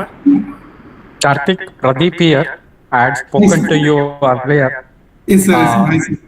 You had shown the compatibility with BLDC motors, pumps, and AC pumps. What about the compressor pumps? Have you also integrated with the compressor pumps? Yes, sir. In compressor, there will be it will be generally AC motor. So it is a 3-phase AC motor or single-phase AC motor. So based on the motor rating or based on motor pole pair, we can configure in a drive, sir. So what is the motor power, motor current, all these things. So based on that, it will work for any motors, any type of motor. So even the VFD has to be configured or fine-tuned for the compression pump separately, AC/DC separately, or it's the same kind of configuration for AC and the compressor pumps? It has to be configured, sir. Generally, for agriculture water pumps, so our conventional submersible AC motor, it has a 2 pole pair numbers, and the RPM of the motor is 2880. Okay, so compressor motor generally works on delta configuration. Generally, it works on delta configuration, 220 volt 3-phase, and a pole pair of the motor is 4 pole pair. So now adana motor the pole pair ಗೆ ನಾವು configure ಮಾಡಬೇಕು, sir. And motor voltage ಮತ್ತು motor current we have to configure with respect to motor name plate. Okay. Is that proven? Yeah. Is it programmable on the field? Yes. It is programmable on the field. Okay, great. Okay. Thank you. Yeah. Thank you. Yeah. Pradeep ಅವ್ರ ಪ್ರಶ್ನೆ ಏನಾಗಿತ್ತು ಮಿತ್ರರೇ, ಈಗ ಕಾರ್ತಿಕ್ ನಮ್ಗೆ ಹೇಳಿದ್ರು, ನಾವು ನಮ್ಮ ನೀರಾವರಿ ಮೂಲದಲ್ಲಿ ಯಾವುದೇ ರೀತಿ ಮೋಟರ್ಗಳನ್ನು ಉಪಯೋಗಿಸ್ತೀವಿ. ಅಂದರೆ ಟ್ಯೂಬ್ವೆಲ್ ಮೋಟರ್, ವರ್ಟಿಕಲ್ ಸಬ್ಮರ್ಸಿಬಲ್ ಆಗ್ಬೋದು, ಆಮೇಲೆ ಓಪನ್ ಪಾಂಡ್, ನಮ್ಮ ಕೃಷಿ ಹೊಂಡದಲ್ಲಿ ಹಾಕಂಥ ಓಪನ್ ವೆಲ್ ಮೋಟರ್ಗಳಾಗ್ಬೋದು, ಎಲ್ಲ ಯೂಸ್ ಮಾಡ್ತೀವಿ. ಮತ್ತು ಮೋಟ್ರ್ನಲ್ಲಿ ಕೆಲವು AC ಮೋಟ್ರ್ಗಳಿರುತ್ತೆ ನಮ್ಮ ಹತ್ರ ಎಕ್ಸಿಸ್ಟಿಂಗ್ ಇರೋದು, ನಾವು KB ಕರೆಂಟಿಗೆ ಕನೆಕ್ಟ್ ಮಾಡ್ಕೊಂಡಿರೋ ಮೋಟ್ರ್ಗಳಾಗ್ಬೋದು. ಅಥವಾ ಕೆಲವು ಸೋಲಾರ್ ಸಿಸ್ಟಮ್ನಲ್ಲಿ ಏನು ಮಾಡ್ತಾರೆ, DC ಮೋಟ್ರ್ಗಳಂತಾರೆ, BLDC ಮೋಟರ್ ಅಂತ ಹೇಳ್ತಾರೆ, ಅದನ್ನು ಯೂಸ್ ಮಾಡ್ತಿರ್ತಾರೆ. ಸೊ ಕಾರ್ತಿಕ್ ಅವ್ರು ಹೇಳಿದ್ದು, ಅವ್ರ ಇಂದಿರಾ ಎನರ್ಜಿ ಅವ್ರದ್ದು ಕಂಟ್ರೋಲರ್ ಏನಿದೆ ಅದು ಎಲ್ಲ ಥರದ ಮೋಟ್ರ್ಗಳನ್ನು ಹ್ಯಾಂಡಲ್ ಮಾಡುತ್ತೆ ಅಂತ ಹೇಳಿದರು.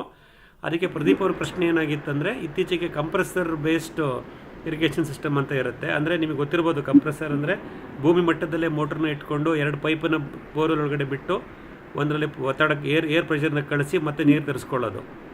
ಈ ನಡುವೆ ಇದು ತುಂಬ ಇಂಪ್ಲಿಮೆಂಟೇಷನ್ ಆಗ್ತಾ ಇದೆ. ಹಾಗಾಗಿ ಈ ಕಂಪ್ರೆಸರ್ ಬೇಸ್ಡ್ ಮೋಟ್ರ್ ಇದ್ದರೆ ಅದನ್ನು ನಾವು ಸೋಲಾರ್ ಪವರ್ನಲ್ಲಿ ಡ್ರೈವ್ ಮಾಡ್ಬೋದಾ, ಅದಕ್ಕೇನಾದರೂ ನಿಮ್ಮ ಕಂಟ್ರೋಲರ್ನಲ್ಲಿ ಬದಲಾವಣೆಗಳು ಮಾಡ್ಕೋಬೇಕಾ ಅಂತ ಪ್ರದೀಪ್ ಪ್ರಶ್ನೆ ಕೇಳಿದರು. ಅದಕ್ಕೆ ಕಾರ್ತಿಕ್ ಅವರ ಉತ್ತರ, ಕೆಲವು ಬದಲಾವಣೆಗಳು ಮಾಡ್ಕೋಬೇಕಾಗತ್ತೆ. ಅದನ್ನು ಮೋಟ್ರ್ ತಿರುಗುವಂಥ RPM ಅಂತ ಹೇಳ್ತೀವಲ್ಲ ಅದು, ಮತ್ತು ನಂಬರ್ ಆಫ್ ಪೋಲ್ಸು, ಮತ್ತು star delta connection, wiring connection, ಇವೆಲ್ಲ ಕೆಲವು ಬದಲಾವಣೆಗಳಿರುತ್ತೆ. ಆದರೆ ಅವರ ಸ್ಟೋರೇಜ್ ಕಂಟ್ರೋಲರ್ ಏನಿದೆ VFD ಅಂತ ಕರೀತಾರೆ, ಅದರಲ್ಲಿ ಅದನ್ನು ಚೇಂಜಸ್ನ ಅವ್ರು ಮಾಡ್ಬೋದು. ಆ ಸೆಟ್ಟಿಂಗ್ಸ್ನ ನಾವು ಫೀಲ್ಡಲ್ಲೇ ಮಾಡಿಕೊಡ್ತೀವಿ. ಅಥವಾ ನಿಮಗೆ ಕಂಪ್ರೆಸರ್ ಮೋಟ್ರ್ ಬೇಕು ಅಂತ ಹೇಳಿದ್ರೆ ಅದಕ್ಕೆ ಸೂಟಬಲ್ ಆಗೋ ಥರ ಕಾನ್ಫಿಗರ್ ಮಾಡಿ, ಹಾರ್ಡ್ವೇರಿನ ಚೇಂಜ್ ಮಾಡೋದು ಬೇಡ, ಅದೇ ಕಂಟ್ರೋಲರ್ನಲ್ಲಿ ಅದನ್ನೆಲ್ಲ ಮಾಡ್ಬೋದು, ಪ್ರೋಗ್ರಾಮ್ ಮಾಡ್ಬೋದು ಅನ್ನೋದನ್ನು ಮಾಹಿತಿಯನ್ನು ಪ್ರದೀಪ್ ಅವ್ರಿಗೆ ಕೊಟ್ಟಿದ್ದಾರೆ. ಕೇಳಿಯಪ್ಪ, ಪ್ರಶ್ನೆ ಕೇಳಿ. ಮುಂದಿನ ಪ್ರಶ್ನೆ ಕೇಳಿ ಕಾರ್ತಿಕ್ ಅವ್ರಿಗೆ, ಅಥವಾ ಫೀಡ್ಬ್ಯಾಕ್ ಕೊಡಿ.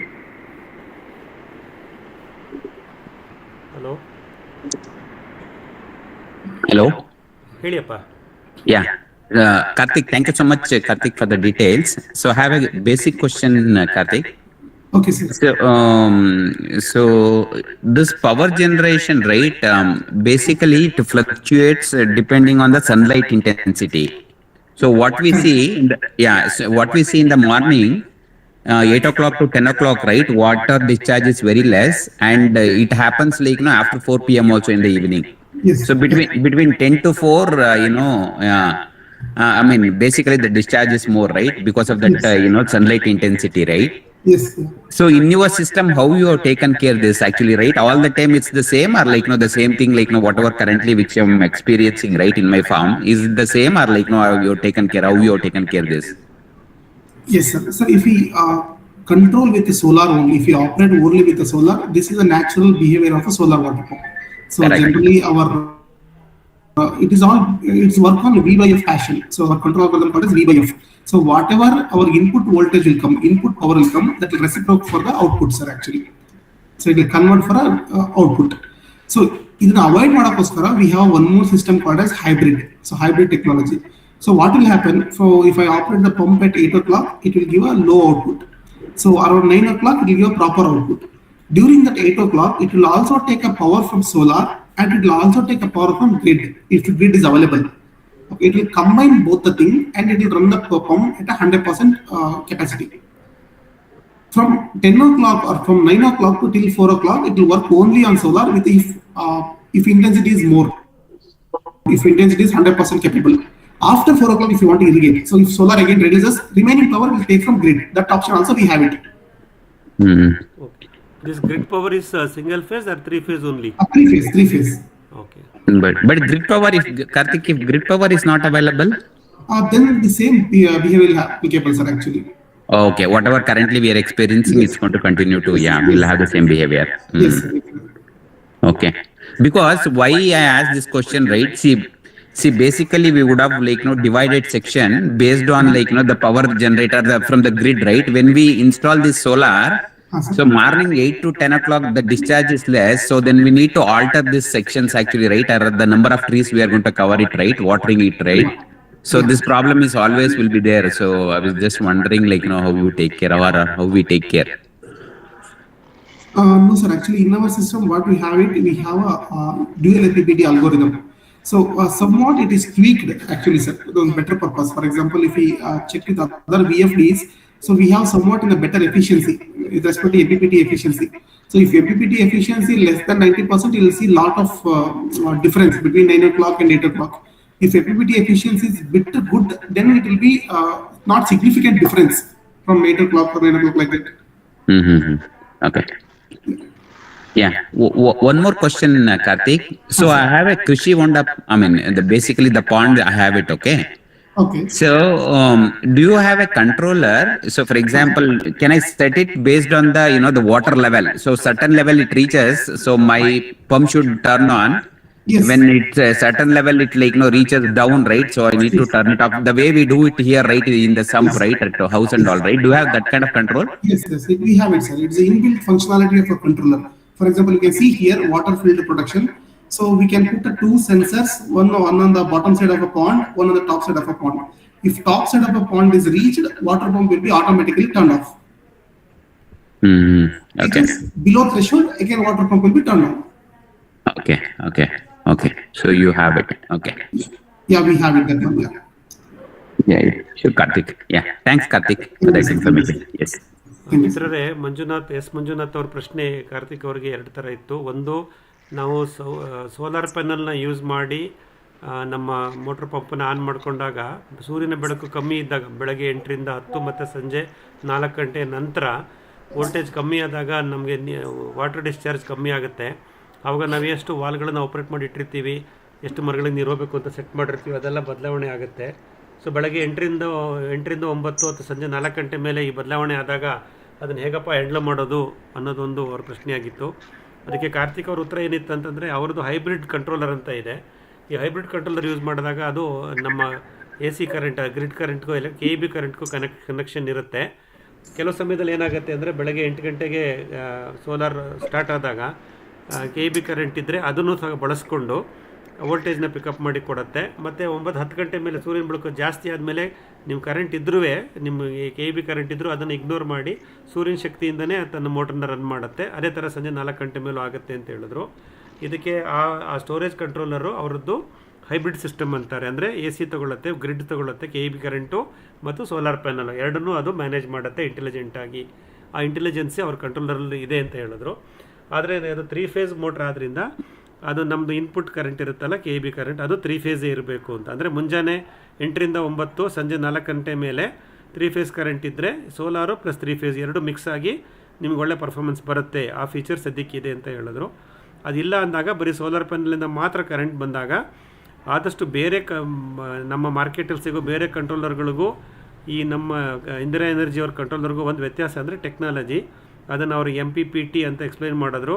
ಆ MPPTನಲ್ಲೂ ಬೇರೆ ಕಂಟ್ರೋಲರ್ಗಳಲ್ಲೂ MPPTಗಳಿರುತ್ತೆ, ಆದರೆ ಇವ್ರ ಕಂಟ್ರೋಲರ್ನಲ್ಲಿ 98% ಎಫಿಷಿಯನ್ಸಿ ಇರುತ್ತಂತೆ. ಹಾಗಾಗಿ ಕಡಿಮೆ ಬೆಳಕಿನಲ್ಲೂ ನಿಮಗೆ ಸಾಕಷ್ಟು ನೀರು ಬರುತ್ತೆ, 8ರಿಂದ 9 ಪರ್ಫಾರ್ಮೆನ್ಸು ಬರುತ್ತೆ ಅನ್ನೋದನ್ನು ಸಹ ಅವರು ಗಮನಿಸಿದ್ದಾರೆ. ಹಾಗಾಗಿ ಇದ್ದಿದ್ರಲ್ಲಿ ಬೆಟರ್ ಔಟ್ಪುಟ್ ಬರುತ್ತೆ ಇದರಲ್ಲಿ ಮುಂಜಾನೆ ಸಮಯದಲ್ಲೂ, ಅಂದರೆ ಬೆಳಕಿನ ಕಮ್ಮಿ ಇದ್ದಾಗ ಅನ್ನೋದನ್ನು ಅವ್ರು ಹೇಳಿದ್ದಾರೆ. ಮಂಜುನಾಥ್ ಅವ್ರದ್ದು ಎರಡನೇ ಪ್ರಶ್ನೆ ಏನಾಗಿತ್ತು ಅಂದರೆ, ನಾವು ಟ್ಯೂಬ್ವೆಲ್ಲಿಂದ ಕೃಷಿ ಹೊಂಡಕ್ಕೆ ನೀರನ್ನು ಡಂಪ್ ಮಾಡಿಕೊಂಡು ಕೃಷಿ ಹೊಂಡದಿಂದ ನಮ್ಮ ನೀರಾವರಿ ವ್ಯವಸ್ಥೆಗೆ ನೀರು ಬಿಡ್ತಾ ಇರ್ತೀವಲ್ಲ, ಈ ಸಮಯದಲ್ಲಿ ಕೃಷಿ ಹೊಂಡ ತುಂಬಿದಾಗ ಆಟೋಮೆಟಿಕ್ಕಾಗಿ ನಮ್ಮ ಟ್ಯೂಬ್ವೆಲ್ ಮೋಟ್ರ್ ಆಫ್ ಮಾಡ್ಬೋದಾ, ಅದು ಹೆಂಗೆ ಸೆನ್ಸ್ ಮಾಡುತ್ತೆ ಅಂತ. ಅದಕ್ಕೆ ಕಾರ್ತಿಕ್ ಹೇಳಿದ್ದಾರೆ, 2 ಸೆನ್ಸರ್ ಅಂತ ಇರುತ್ತೆ ನಮ್ಮ ಕೃಷಿ ಹೊಂಡದ ತಳಭಾಗದಲ್ಲಿ ಮತ್ತು ಮೇಲ್ಭಾಗದಲ್ಲಿ. ಈ ರೀತಿ 2 ಸೆನ್ಸರ್ ಇಟ್ಕೊಂಡು ಆ ಸೆನ್ಸರ್ನ ರೀಡ್ ಮಾಡಿಕೊಂಡು ಅವ್ರದ್ದು VFD ಕಂಟ್ರೋಲರು ಕೃಷಿ ಹೊಂಡ ತಳಮಟ್ಟಕ್ಕೆ ಹೋದಾಗ ಮೋಟ್ರನ್ನ ಅದೇ ಆನ್ ಮಾಡುತ್ತೆ ಸೋಲಾರಿಂದ. ಮತ್ತು ಕೃಷಿ ಹೊಂಡದ ಒಂದು 80% ನೀವೆಷ್ಟು ಥ್ರೆಶೋಲ್ಡ್ ಸೆಟ್ ಮಾಡಿರ್ತೀರೋ ಆ ಲೆವೆಲಿಗೆ ಬಂದ ತಕ್ಷಣ ಅದೇ ಮೋಟ್ರನ್ನ ಆಫ್ ಮಾಡಿರುತ್ತೆ. ಇದೊಂದು ಆಟೋಮೇಷನ್ ಅದರಲ್ಲಿ ಇದೆ ಅನ್ನೋದನ್ನು ಈ ಚಿತ್ರದಲ್ಲೂ ಇದೆ, ನೀವು ಗಮನಿಸ್ಬೋದು. ಇದು ಫೀಚರ್ ಅವ್ರ ಕಂಟ್ರೋಲರ್ ಇದೆ ಅಂತ ಕಾರ್ತಿಕ್ ಮಂಜುನಾಥ್ ಅವ್ರಿಗೆ ತಿಳಿಸಿದ್ದಾರೆ. ಹೇಳಿಯಪ್ಪ, ಪ್ರಶ್ನೆ ಕೇಳಿ, ಕನ್ನಡದಲ್ಲೇ ಕೇಳಿ, ಪರವಾಗಿಲ್ಲ.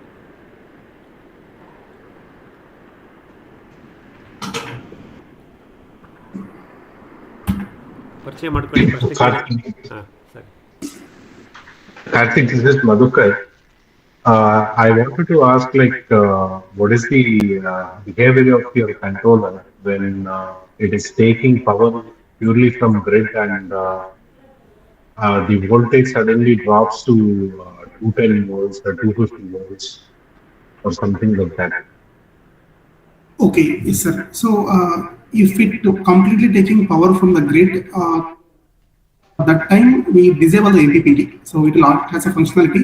So if it is not a variable power, if it is directly from grid, so that time we are disabling the MPPT. So if power reduces power from higher voltage to 220 volt phase to phase, that time we have a threshold limit. So we can set a threshold limit that if power reaches below the range, then what should be the behavior of the system. Or either we can boost the power or else we can stop the operation. So that also features we have, sir. So if power coming 380 volt face to face, suddenly it come 200 volt face to face, that means we can turn off the pump at the time. That too in a soft way, not in a harsh turn off. Okay. When you say boost the voltage, Okay, yes, sir. with help of solar panel or any other thing? No, with help of grid only. So generally for water pumps, voltage is required because voltage directly proportional to frequency. Frequency depends upon directly proportional to our rotational frequency, sir, RPM. So generally we try to keep the voltage than the current. We reduce the current and we try to boost the voltage if voltage drops. Okay. But when the current reduces, it will not affect the motor performance? It won't affect the motor performance. it will affect the performance, but it will not affect the motor winding. So generally, in our direct starter box, if voltage reaches 200 volt or voltage is 250 volt, high current will go to the motor and motor winding will fail. That will not happen in a VFD. It will prevent the motor winding failure. Okay ಸರಿ. Yes, sir. Madhukar ಅವ್ರ ಪ್ರಶ್ನೆ ನಾನು ಇನ್ನು Madhukar sir, you have another question or shall I translate it to Kannada? I have one more question, sir. Let me translate this, then can you ask later, because I will forget. Just give me 1 minute, I'll translate it. Madhukar ಅವ್ರ ಪ್ರಶ್ನೆ ಏನಾಗಿತ್ತು ಅಂದರೆ, ಅವರು ಕದ್ರಿ ಆಂಧ್ರ ಪ್ರದೇಶಲ್ಲಿ ಅವ್ರದ್ದು ತೆಂಗಿನ ತೋಟ ಇದೆ ಅಂತ ಇವತ್ತು ಪರಿಚಯ ಮಾಡ್ಕೊಂಡಿದ್ರು ನಮಗೆ.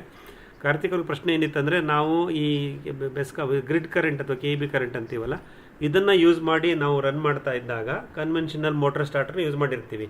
ಆದರೆ ಇವಾಗ ಏನಾಗ್ತಿದೆ, ಅವರಲ್ಲಿ ಕೆಲವು ಸಲ ಇನ್ಕಮಿಂಗ್ ವೋಲ್ಟೇಜ್ ಇದೆಯಲ್ಲ ತುಂಬ ಕಮ್ಮಿ ಆಗಿಬಿಡುತ್ತೆ. ಈಗ 380 400 ಇದ್ದಿದ್ದು ಫೇಸ್ ಟು ಫೇಸು 180 200 180ಕ್ಕೆಲ್ಲ ಇಳಿದ್ಬಿಡುತ್ತೆ. ಆ ಥರ ಆದಾಗ ಮೋಟ್ರ್ ಸುಟ್ಟೋಗೋದು, ಕರೆಂಟ್ ವೈರ್ಗಳು ಬಿಸಿ ಆಗೋದು, ಈ ಥರ ಸಮಸ್ಯೆಗಳು ಬರ್ತಿರುತ್ತೆ. ನೀರು ಸರಿ ಬರ್ತಿರಲ್ಲ, ಮೋಟ್ರು ತುಂಬ ಹಾಳಾಗ್ತಾ ಇರುತ್ತೆ, ಬರ್ನ್ ಆಗ್ತಾ ಇರುತ್ತೆ, ಮತ್ತು ರೀವೈಂಡಿಂಗ್ ಮಾಡಬೇಕು, ಮೋಟ್ರ್ ಎತ್ತಬೇಕು, ಇವೆಲ್ಲ ಸಮಸ್ಯೆಗಳು ತುಂಬ ಬರ್ತಾ ಇದೆ. ಇತ್ತೀಚೆಗಂತೂ ಈ ಕಡಿಮೆ ವೋಲ್ಟೇಜ್ ಬರೋದು ಗ್ರಿಡ್ಡಲ್ಲಿ ಕಾಮನ್ ಪ್ರಾಬ್ಲಮ್ ಇದೆ, ಎಲ್ಲ ಊರಲ್ಲೂ ಆಗಿದೆ, ನಮ್ಮ ಕಡೆಯೂ ಇದೆ. ಅದಕ್ಕೆ ಅವ್ರ ಪ್ರಶ್ನೆ, ಮಧುಕರ್ ಅವ್ರ ಪ್ರಶ್ನೆ ಏನಾಗಿತ್ತು ಅಂದರೆ, ನಾವೇನು ಎಕ್ಸಿಸ್ಟಿಂಗ್ ಮೋಟರ್ ಸ್ಟಾರ್ಟರ್ ಯೂಸ್ ಮಾಡ್ತಿದ್ದೀವಲ್ಲ, ಯಾವುದೋ ಕಂಪ್ನಿಯಿಂದ ನಮ್ಮ ಬೋರ್ವೆಲ್ಗೆ ತೊಗೊಂಬಂದಿದ್ದೀವಲ್ಲ, ಆ ಮೋಟರ್ ಸ್ಟಾರ್ಟರ್ ಬದಲು ನಿಮ್ಮ VFD ಕಂಟ್ರೋಲರ್ನ ಯೂಸ್ ಮಾಡಿದರೆ ಇದರಲ್ಲಿ ಈ ಸಮಸ್ಯೆಗೆ ಏನಾದರೂ ಪರಿಹಾರ ಇದೆಯೇ ಅನ್ನೋದು ಆ ಮಧುಕರ್ ಅವ್ರ ಪ್ರಶ್ನೆ ಆಗಿತ್ತು. ಅದಕ್ಕೆ ಕಾರ್ತಿಕ್ ಏನು ಹೇಳ್ತಾರೆ ಅಂದರೆ, ನಮ್ಮ VFD ಕಂಟ್ರೋಲರ್ನಲ್ಲಿ ಸೋಲಾರ್ ವೋಲ್ಟೇಜ್ನ ಹ್ಯಾಂಡಲ್ ಮಾಡೋಕ್ಕೆ MPPT ಫಂಕ್ಷನ್ ಅಂತ ಇರುತ್ತೆ. ಅದನ್ನು ನಾವು ಬರೀ ಗ್ರಿಡ್ಗೆ ಮಾತ್ರ ಕನೆಕ್ಟ್ ಮಾಡಿದ್ರೆ, ಅಂದರೆ ನಿಮ್ಮ KEB ಕರೆಂಟ್ಗೆ ಮೋಟ್ರ್ ಸ್ಟಾರ್ಟರ್ ಥರ ನಾವು ಯೂಸ್ ಮಾಡ್ಬೋದು ನಮ್ಮದನ್ನು. ಆವಾಗ ನಾವು MPPT ಸೋಲಾರ್ ಪಾರ್ಟ್ನ ಡಿಸೇಬಲ್ ಮಾಡಿರ್ತೀವಿ. ಅದು ಗ್ರಿಡ್ ಸಪ್ಲೈ ಮಾತ್ರ ನೋಡ್ತಾ ಇರುತ್ತೆ. ಗ್ರಿಡ್ ಸಪ್ಲೈ ನೋಡಿಬಿಟ್ಟು ನಮ್ಮ ಮೋಟ್ರ್ ಜೊತೆ ಅದು ಕಮ್ಯುನಿಕೇಟ್ ಮಾಡ್ತಾ ಇರುತ್ತೆ. ಅದರಲ್ಲಿ ಈ ಥರ ಎಲ್ಲ ಈ ವೋಲ್ಟೇಜ್ ಕಮ್ಮಿ ಆದಾಗ ಏನು ಮಾಡಬೇಕು ಅಂತ ನಾವು ಮೋಟ್ರಿಗೆ ಹೇಳ್ಬೋದು. ಕಂಟ್ರೋಲರು ಡಿಸಿಷನ್ ತೊಗೊಳುತ್ತೆ, ಮೋಟ್ರನ್ನ ಆಫ್ ಮಾಡಿ ಇಟ್ಬಿಡ್ಬೇಕಾ ಅಥವಾ ಮೋಟ್ರ್ ಆ್ಯಂಪ್ಸ್ನ ಕಮ್ಮಿ ಮಾಡಿ ವೋಲ್ಟೇಜ್ನ ಜಾಸ್ತಿ ಮಾಡಬೇಕಾ, ಈ ಥರದ್ದು ಕೆಲವು ಇಂಟೆಲಿಜೆನ್ಸು ಅವ್ರ ಕಂಟ್ರೋಲರ್ಲಿದೆ ಅಂತೆ. ಆ ಥರ ಪ್ಯಾರಾಮೀಟರ್ ನಾವು ಟ್ಯೂನ್ ಮಾಡೋದ್ರಿಂದ ನಿಮ್ಮ supply voltage phase to phase 380ರಿಂದ 200ಕ್ಕೋ 190ಕ್ಕೋ ಕಮ್ಮಿ ಆದ್ರೂ ಆ್ಯಂಪ್ಸ್ ಜಾಸ್ತಿ ಆಗದೆ ಇರೋ ಥರ ನೋಡ್ಕೊಳ್ಳೋದು, ಮೋಟ್ರನ್ನ ಸಾಫ್ಟಾಗಿ ಶಟ್ ಡೌನ್ ಮಾಡೋದು, ಅಥವಾ ಇರೋ ವೋಲ್ಟೇಜ್ನಲ್ಲೇ ಅದನ್ನು ವೋಲ್ಟೇಜ್ನ ಬೂಸ್ಟ್ ಮಾಡಿ ಆ್ಯಂಪ್ಸ್ನ ಕಮ್ಮಿ ಮಾಡೋದು. ಹಾಗಾಗಿ ಈ ಥರ ಕಡಿಮೆ ಆ್ಯಂಪ್ಸ್ನಲ್ಲಿ ಮೋಟ್ರ್ ರನ್ ಮಾಡೋ ಥರ ಮಾಡಿ ವೋಲ್ಟೇಜ್ನ ಬೂಸ್ಟ್ ಮಾಡೋದು, ಇವೆಲ್ಲ ಸಣ್ಣ ಸಣ್ಣ ಫಂಕ್ಷನಾಲಿಟಿಗಳು, ಇಂಪಾರ್ಟೆಂಟ್ ಫಂಕ್ಷನಾಲಿಟಿಗಳು ನಮ್ಮ ಕಂಟ್ರೋಲರಲ್ಲಿ ಇದೆ ಅಂತ. ಇದರ ಅರ್ಥ ಏನು ಮಿತ್ರರೇ, ನಾವು ಹೊಸದಾಗಿ ಬೋರ್ ಕೊರೆಸಿ ಮೋಟ್ರ್ ಬಿಡಿಸಿ ಸ್ಟಾರ್ಟರ್ ತರಕ್ಕೆ ಹೋಗ್ತೀವಲ್ಲ ಮಾರ್ಕೆಟ್ಗೆ, ಆ ಸ್ಟಾರ್ಟರ್ ತಗೊಳ್ಳೋ ಬರೋದ್ಲು ಈ ಥರ ಈ VFD ಕಂಟ್ರೋಲರ್ ಅಂತ ಈ ಸೋಲಾರ್ ಕಂಟ್ರೋಲರ್ನ ತೊಗೊಂಡ್ರೆ ನಮಗೆ ಈ ಇಂಟೆಲಿಜೆನ್ಸ್ಗಳು ಆ ಕನ್ವೆನ್ಷನಲ್ ಸ್ಟಾರ್ಟರ್ನಲ್ಲಿ ಇರೋಲ್ಲ. ಆ ಇಂಟೆಲಿಜೆನ್ಸ್ ಇದರಲ್ಲಿ ಸಿಗುತ್ತೆ. ಹಾಗಾಗಿ ನೀವು ಸೋಲಾರ್ ಪ್ಯಾನಲ್ ತೊಗೊಂಡ್ರೆ ಮಾತ್ರ VFD ತೊಗೋಬೇಕು ಅಂತೇನಿಲ್ಲ. ನಮ್ಮ ಎಕ್ಸಿಸ್ಟಿಂಗ್ ನಮ್ಮದೇನು ಎಲೆಕ್ಟ್ರಿಸಿಟಿ ಮೋಟ್ರ್ಗಳಿದೆ ಗ್ರಿಡ್ ಪವರ್ದು, ಆ ಕಂಟ್ರೋಲರಲ್ಲಿ ಸಮಸ್ಯೆ ಆದಾಗ ಈ ರೀತಿ VFDಯನ್ನೇ ನಾವು ಮೋಟರ್ ಸ್ಟಾರ್ಟರ್ ಥರ ಯೂಸ್ ಮಾಡಿದ್ರೆ ಈ ಥರ ಬೆನಿಫಿಟ್ಸ್ಗಳು, ಈ ಥರ ಅಡ್ವರ್ಸ್ ಕಂಡೀಷನ್ಸ್ನ ನಾವು ಹ್ಯಾಂಡ್ಲ್ ಮಾಡ್ಬೋದು. ಮತ್ತು ಮುಂದೆ ನಾವು ಸೋಲಾರ್ ಪ್ಯಾನಲ್ ಹಾಕ್ಕೊಂಡಾಗ ಇದೇ ಇನ್ವೆಸ್ಟ್ಮೆಂಟು ಅಲ್ಲಿ ಪ್ರೊಟೆಕ್ಷನ್ ಆಗಿರುತ್ತೆ, ಅಂದರೆ ಅಡ್ವಾನ್ಸಾಗಿ ಇನ್ವೆಸ್ಟ್ ಮಾಡ್ದಂಗೆ ಇರುತ್ತೆ. ಹಾಗಾಗಿ ಹಂತ ಹಂತವಾಗಿ ನಾವು ಇದನ್ನ ರೀಪ್ಲೇಸ್ ಮಾಡ್ತಾ ಬರ್ಬೋದು. ಯಾರಿಗೆ ಇವತ್ತು ಮೋಟರ್ ಸ್ಟಾರ್ಟರ್ ತುಂಬ ಪ್ರಾಬ್ಲಮ್ ಇದೆ, ಯಾರಿಗೆ ಈ ಮೋಟರ್ ಸ್ಟಾರ್ಟರ್ ಪ್ರಾಬ್ಲಮ್ ಇದೆಯೋ ಮತ್ತು ಇನ್ನೊಂದು ಅದೇ ಥರ ಸ್ಟಾರ್ಟರ್ ತರೋ ಬದಲು ಸಾಧ್ಯ ಆದಷ್ಟು ಕಾರ್ತಿಕ್ ಅವ್ರ ಹತ್ರ ಟಚ್ ಇಟ್ಕೊಂಡಿರಿ, ಅವರು ಈ VFD ಬೇಸ್ಡ್ ಕಂಟ್ರೋಲರ್ನೇ ಕೊಡ್ತಾರೆ. ನಾಳೆ ನೀವು ಸೋಲಾರ್ಗೆ ಅಪ್ಗ್ರೇಡ್ ಮಾಡ್ಕೋಬೋದು. ಮತ್ತು ಈಗ ಹೇಳ್ದಂಗೆ ಈ remote management, intelligence, mobile controller ಎಲ್ಲ ಬಂದುಬಿಡುತ್ತೆ. MPPT ಅನ್ನೋದನ್ನು ಮಾತ್ರ ಅವ್ರು ಡಿಸೇಬಲ್ ಮಾಡಿರ್ತಾರೆ. ನೀವು ಯಾವಾಗ ಪ್ಯಾನಲ್ ತೊಗೊತೀರೋ ಆವಾಗ MPPTನ ಎನೇಬಲ್ ಮಾಡಿಕೊಡ್ತಾರೆ. ಹಾಗಾಗಿ ನಿಮ್ಮದು ಇನ್ವೆಸ್ಟ್ಮೆಂಟು ಫ್ಯೂಚರ್ ಪ್ರೊಟೆಕ್ಷನ್ನು ಆಗಿರುತ್ತೆ. ಹಾಗಾಗಿ ಯಾರಿಗೆ ಮೋಟರ್ ಸ್ಟಾರ್ಟರ್ ಕಂಟ್ರೋಲರ್ ಪ್ರಾಬ್ಲಮ್ ಇದೆಯೋ ಹೊಸ ಮೋಟರ್ ಸ್ಟಾರ್ಟರ್ ಕಂಟ್ರೋಲರ್ ತಗೊಳ್ಳೋ ಬದಲು ಈ VFDನ ತಗೊಂಡ್ರೆ ನಿಮಗೆ ಬೆನಿಫಿಟ್ ಸಿಗುತ್ತೆ ಅನ್ನೋದು ಈ ಉತ್ತರದ ಸಾರಾಂಶ ಆಗಿತ್ತು. Karthik, am I right? Yes, sir. Correct, sir. Okay, thank you. Sir, ನನ್ನ ಹೆಸರು ಸಂಗಮ್ ದೇವ್ ಅಂತ ಹೇಳಿ. ನಾವು ಸೋಲಾರ್ ಪಂಪ್ ಹಾಕ್ಸಿದೀವಿ. ಬಿಸಿಲಿದ್ದಾಗ 2 ಇಂಚ್ ನೀರು ಬರುತ್ತೆ, ಮೋಡಿದ್ದಾಗ ಬರೋ 1/4 ಇಂಚ್ ನೀರು ಬರ್ತೈತೆ. ಅದಕ್ಕೆ ಪರಿಹಾರ ಏನು ಸರ್ ಅದು? Okay. Sir, we have to check lot of parameters, sir. ಅದಕ್ಕೆ ಒಂದು motor HP and how many panels ಇದೆ, we have to know, sir, that one. Under Kusuma Yojane, this solar pump has been installed in May. Okay. During May, the sunrise was more, and we are getting water at 4 inches, 2 inches. Now it has reduced to 1.5 inch, 1 inch. Now it is affecting our irrigation. Okay, okay. So how many number of panels are there, sir? Solar panels? It will be a 535 watt panel. 13 panels are there, sir. Get to And I sir. contacted the supplier. What is telling? You have to purchase AC/DC converter, and also you have to, at present, you have to use the KB connection. Okay. Sir, what is the depth you hang your motor, sir? 320. 320. Actually, with respect to KUSUM guidelines, 300 feet is a normal. You can hang your 7.5 HP motor for 320 feet. No issue. It will work 100%, sir. But you check about the guidelines of putting the converter for KUSUM project. It is not permissible, actually, sir. Yeah, that is what I am asking. What we have to do? How to come up with this problem? Sir, for the KUSUM, actually, it's a combo what government is giving. So we cannot give any advisory in the KUSUM. Actually, I hope you understand. Sir. Okay, Karthik, even I have the same farm. Like, I have a farm, and I have an open well motor, which is of 7.5 HP, which I'm using to irrigate the entire 18 acres. Okay. And now, if you're saying that if I put 13 solar panels, like the other person mentioned, and if I use your VFD controller, how will it help me? Won't I face the same problem? No, sir, you won't face this problem.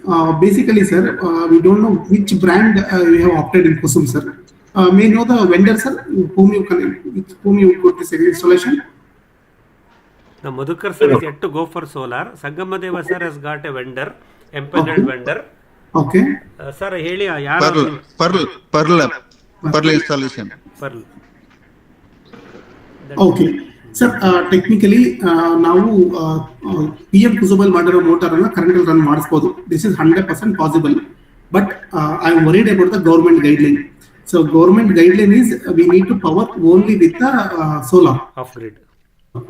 So, and I inquired with the energy department, that is a non-conventional energy department. What they are telling, if there is no sunrise is not there and only cloud is there, probably water may not come.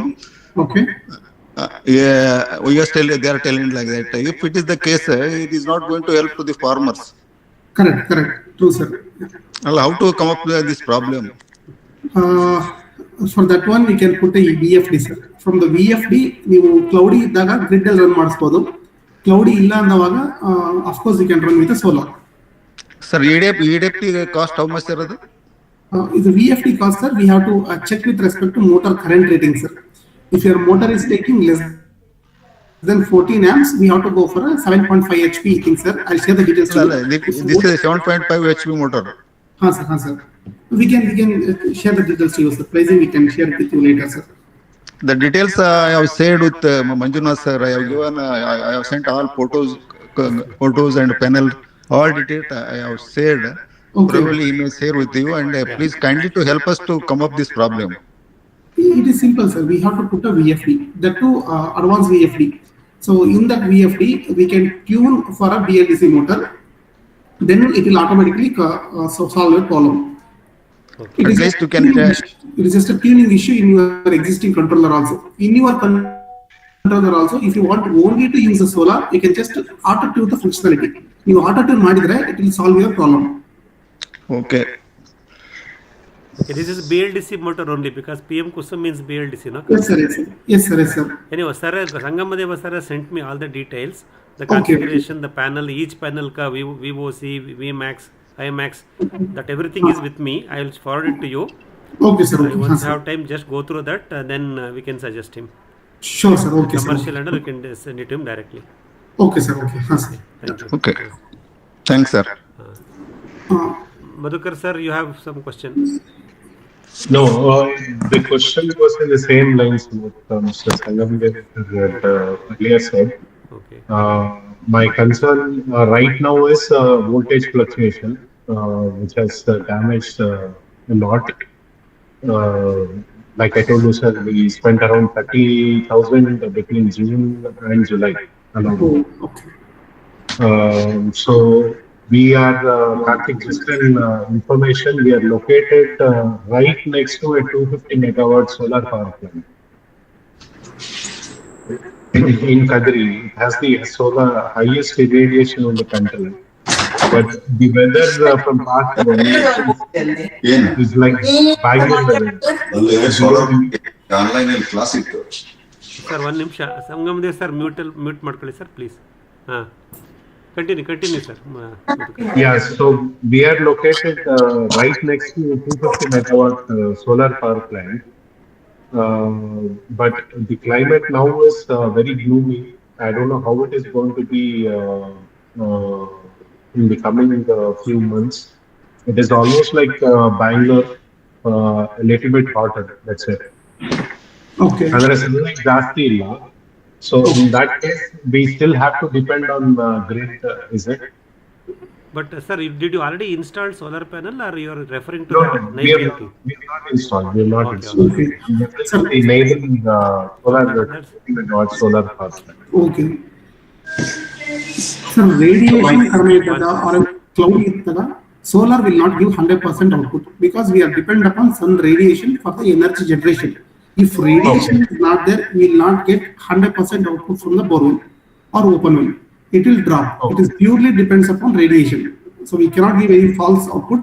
So radiation completely depends upon radiation.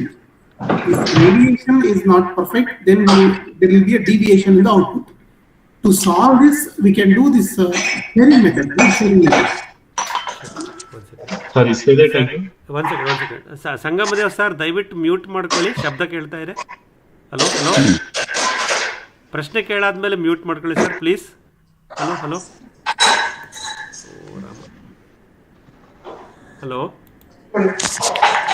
Hello ಅವರೆಲ್ಲ ಹೊರಟೋಗ್ಬಿಟ್ರಲ್ಲಪ್ಪ phone ಇಟ್ಟು. Sorry, continue Karthik, sorry. So as I said, sir, solar energy is purely depends upon input radiation. ನಮ್ದು radiation variation ಆಯ್ತು ಅಂದ್ರೆ output water output ಕೂಡ variation ಆಗುತ್ತೆ sir actually. So ಇದನ್ನ counter measure ಏನಂದ್ರೆ we can go for a hybrid VFD. ಈ hybrid VFD ಅಲ್ಲಿ ನಮ್ದು ಸೋಲಾರ್ ಇನ್ಪುಟ್ ಕೂಡ ಇರುತ್ತೆ, same time we have a grid input. If solar input ಕಡಿಮೆ ಆಯ್ತು ಅಂದ ತಕ್ಷಣ ರಿಮೈನಿಂಗ್ ಪವರ್ ಅನ್ನ ಗ್ರಿಡ್ ಇಂದ ತಗೊಳುತ್ತೆ, ಕ್ಲಬ್ಸ್ ಅಪ್ ಮಾಡಿ ಮೋಟರ್ಗೆ ಪವರ್ ಕೊಡುತ್ತೆ. That is a one way. And so delta, will it take delta or how much is it? It will take only delta. If for example, if motor is 10 HP, panel in the barthiradu only 5 HP there, the remaining 5 HP it will take from the grid. It's the delta only it will take, not completely. So it is designed in such a way, priority 1 is always solar, prior 2 is grid. Okay. And in other case, we have a soft starter. So can you slightly go up, sir? Yeah. Another page, go up, sir. Soft starter, is it? This page, sir. Okay. So we have a product called soft starter. So basically, ನಮಗೆ agriculture field ಅಲ್ಲಿ ಏನಾಗುತ್ತೆ ಅಂದ್ರೆ 380 volt phase to face ಬರಬೇಕು. 300 volt phase to face ಬಂದರೂ ಕೂಡ motor will work. If voltage is going lower than 280 volt face to face, 280 250 volt, 280 volt ಈ ತರ ಬಂತು ಅಂದ್ರೆ ವಾಟ್ ವಿಲ್ ಹ್ಯಾಪನ್, ಮೋಟರ್ ಗೆ ನಮ್ದು 5 HP ಇರುತ್ತೆ. ಈಗ ನಮ್ದು ಇನ್ಪುಟ್ ವೋಲ್ಟೇಜ್ 250 ಬಂತು ಅಂದ್ರೆ ಮೋಟರ್ ಗೆ 5 HP ಮೋಟರ್ ಗೆ 9 to 10 amps ಕರೆಂಟ್ ಬೇಕು. ಈ 250 ವೋಲ್ಟ್ ಬಂದವಾಗ motor will take 14 to 15 amps of current. ಈಗ ಒಂದು 15 amps ಮೋಟರ್ ಕರೆಂಟ್ ತಗೊಳ್ತು ಅಂದ್ರೆ in the high torque it will take 20 amps current. ಆವಾಗ ಮೋಟರ್ ವೈಂಡಿಂಗ್ ನಮ್ದು ಬರ್ನ್ ಆಗುತ್ತೆ. So at 250 volt phase to phase generally ಏನ್ ಮಾಡ್ತಾರೆ, ಕೆಲವೊಬ್ರು will go with phase changer ಅಂತ ಹಾಕ್ತಾರೆ. ಇದು ಕೆಪಾಸಿಟರ್ ಹಾಕಿ ಫೇಸ್ ಚೇಂಜರ್ ಹಾಕಿ third wave dummy volt output ಕೊಟ್ಟು ನಾವು ರನ್ ಮಾಡ್ತಾ ಇರ್ತೀವಿ. This will create lot of abnormalities in the third winding of motor phase. ಮೂರನೇ ವೈಂಡಿಂಗ್ ಅಲ್ಲಿ ಲಾಟ್ ಆಫ್ ನಾಯ್ಸ್ ಅನ್ನ ಜನರೇಟ್ ಮಾಡ್ತಾ ಇರುತ್ತೆ. ಇದರಿಂದ ಮೋಟರ್ ಒಂದು 3-4 months ರನ್ ಆದ್ಮೇಲೆ ಮೋಟರ್ ವೈಂಡಿಂಗ್ ವೀಕ್ ಆಗಿ ಮೋಟರ್ ವೈಂಡಿಂಗ್ ಫೇಲ್ ಆಗುತ್ತೆ. Again, we have to excavate the motor, rewind it, and we have to put it. To avoid this functionality, we have this soft starter. The soft starter ಏನು ಮಾಡುತ್ತೆ, 2 phasal power ಬಂದ್ರು it will convert AC energy into DC first, then it will convert DC into 3-phase voltage, proper sinusoidal 3-phase voltage without any spikes. that will give to motor. So even our suddenly two phase happened, suddenly single phase happened, suddenly three phase to two voltage drop happened. This will prevent the motor. If voltage on threshold ಗಿಂತ ಕಡಿಮೆ ಬಂತು ಅಂದ್ರೆ automatically will turn off the motor without a motor issue. Okay. So Madhukar sir, ಇದು ನಮಗೆ ಇವಾಗ ಎರಡು option ಇದೆ ಅದನ್ನು ನಿಮ್ಮ ಚಾಲೆಂಜ್ಗೆ. ಒಂದು, ಈ ಸಾಫ್ಟ್ ಸ್ಟಾರ್ಟರ್ನ ಯೂಸ್ ಮಾಡಿ ಈ ರೆಗ್ಯುಲೇಷನ್ ಮಾಡ್ಕೋಬೋದು. You can save your winding on the motor. ಈ ಪ್ರೆಸೆಂಟ್ ಪ್ರಾಬ್ಲಮ್ಗೆ ಇಮಿಡಿಯೇಟ್ ಸೊಲ್ಯೂಷನ್ ಇದೆ ಸಾಫ್ಟ್ ಸ್ಟಾರ್ಟರು. ಇಲ್ಲ ಇನ್ನೊಂದು VFDನೇ ಇಟ್ಕೊಂಡು ಸೋಲಾರ್ ಪ್ಯಾನಲ್ಗಳನ್ನು ಆ್ಯಡ್ ಮಾಡ್ಕೊಳ್ಳೋದು. ಸ್ವಲ್ಪ ಸೋಲಾರ್ ಪ್ಯಾನಲ್ಲು ಮತ್ತು ಈ ನಿಮ್ಮ ಗ್ರಿಡ್ಡು ಎರಡನ್ನೂ ಹೈಬ್ರಿಡಲ್ಲಿ ಮಾಡ್ಕೊಂಡಾಗ ಅದು ಬ್ಯಾಲೆನ್ಸ್ ಆಗ್ತಾ ಹೋಗುತ್ತೆ. ವೋಲ್ಟೇಜ್ ಬಿಯಾಂಡ್ ಥ್ರೆಶೋಲ್ಡ್ ಡ್ರಾಪ್ ಆಗಲ್ಲ. So ideally sir long term solution ಒಂದು VFD, ಕಪಲ್ ಆಫ್ ಪ್ಯಾನಲ್ಸು. ಈಗ 7.5 HP ಇದೆ ಅಂತ ಹೇಳಿದ್ರಲ್ಲ ಫಾರ್ಮ್ ಪಾಂಡ್ದು, 7.5 HP ಎಷ್ಟು ಬೇಕೋ ಅಷ್ಟು ಪ್ಯಾನಲ್ಗಳನ್ನು ತೊಗೊಂಡು ಪ್ಯಾನಲ್ಲು ಪ್ಲಸ್ ಕಂಟ್ರೋಲರ್ ಹಾಕೊಂಡ್ಬಿಟ್ಟು ಗ್ರಿಡ್ಡು ಕನೆಕ್ಟ್ ಮಾಡಿಬಿಡಿ. It will hybrid controller with panel ಎರಡೂ ಮಾಡಿದಾಗ I think you will have a stable operation. Am I right, Karthik? Yes sir, yes sir. Okay, thanks. Okay, sir. Yeah, thank you so much. Soft starter can give you instant relief, but it will not give you long-lasting solution in terms of delivery, water delivery from the farm pond. For water delivery in the farm pond, better to go for a hybrid controller with few panels, because you are in we have to look at complete solution, right, sir. We can't take pieces of it actually. ಅಂದ್ರೆ ಮಾಡಿದ್ರೆ ಎರಡು ಮಾಡಬೇಕು. ಹೌದೌದು. VFD ಆಮೇಲೆ solar panel plus soft starter. VFD ತಗೊಂಡ್ರೆ soft starter ಬೇಕಿಲ್ಲ. Am I right, Karthik? Do we need a soft starter when you have a VFD with us? Actually, VFD itself is a part of a soft starter. Okay. So we'll give a VFD, but we'll completely change the software. Solar get different software. For only for soft starter, we have a different software. The internal software will change it, sir. Hardware will be same. Okay. Yes, sir. ಇನ್ನೊಂದ್ಸಲ connect ಮಾಡ್ಕೊಳ್ಳಿ Madhukar sir, Karthik ಜೊತೆ one on one. ಮಾಡ್ತೀನಿ sir. I will share his contacts to you. Please have a detailed discussion with him. ಅವ್ರೇನು ಬೇಜಾರು ಮಾಡ್ಕೊಳ್ಳಲ್ಲ, ಯಾವ ಪ್ರಶ್ನೆ ಕೇಳಿದ್ರು answer ಮಾಡ್ತಾ ಇರ್ತಾರೆ. Don't worry. Thank you Madhukar sir. Thank you, sir. ಕೇಳಿಯಪ್ಪ, ಇನ್ನೇನಾದ್ರು ಪ್ರಶ್ನೆ ಇದ್ರೆ ಕೇಳಿ. ಕಾರ್ತಿಕ್ ಅವ್ರಿಗೆ ಫೀಡ್ಬ್ಯಾಕ್ ಕೊಡಿ. ತುಂಬಾ ಜನಕ್ಕೆ ಸೋಲಾರ್ ಬಗ್ಗೆ ಆಸಕ್ತಿ ಇತ್ತಲ್ವಾ, ಮಾಡಬೇಕು ಅಂತಿದ್ರಿ? ಸರ್, ನನ್ನ ಹೆಸರು ಮನೋಹರ್ ಅಂತ. ಸರ್, ಕಾಸ್ಟ್ ಎಷ್ಟಾಗ್ಬೋದು ಸರ್ ಕಂಟ್ರೋಲರ್ಗೆ? ಅದು ವೇರಿ ಆಗುತ್ತಾ HP ಮೇಲೆ? Sir, per HP it will vary, sir. Actually, cost of the controller HP ಮೇಲೆ ವೇರಿ ಆಗುತ್ತೆ sir cost. Okay, for example ಇನ್ನ ಬೋರ್ ಹಾಕ್ಸಿಲ್ಲ, ಸೊ ನನಗೆ ಗೊತ್ತಿಲ್ಲ, ಮೇ ಬಿ 600 feet ಅಷ್ಟು ಆಗ್ಬೋದು, ಮೇ ಬಿ 7 HP ಆಗುತ್ತೆ ಗೊತ್ತಿಲ್ಲ ನನಗೆ.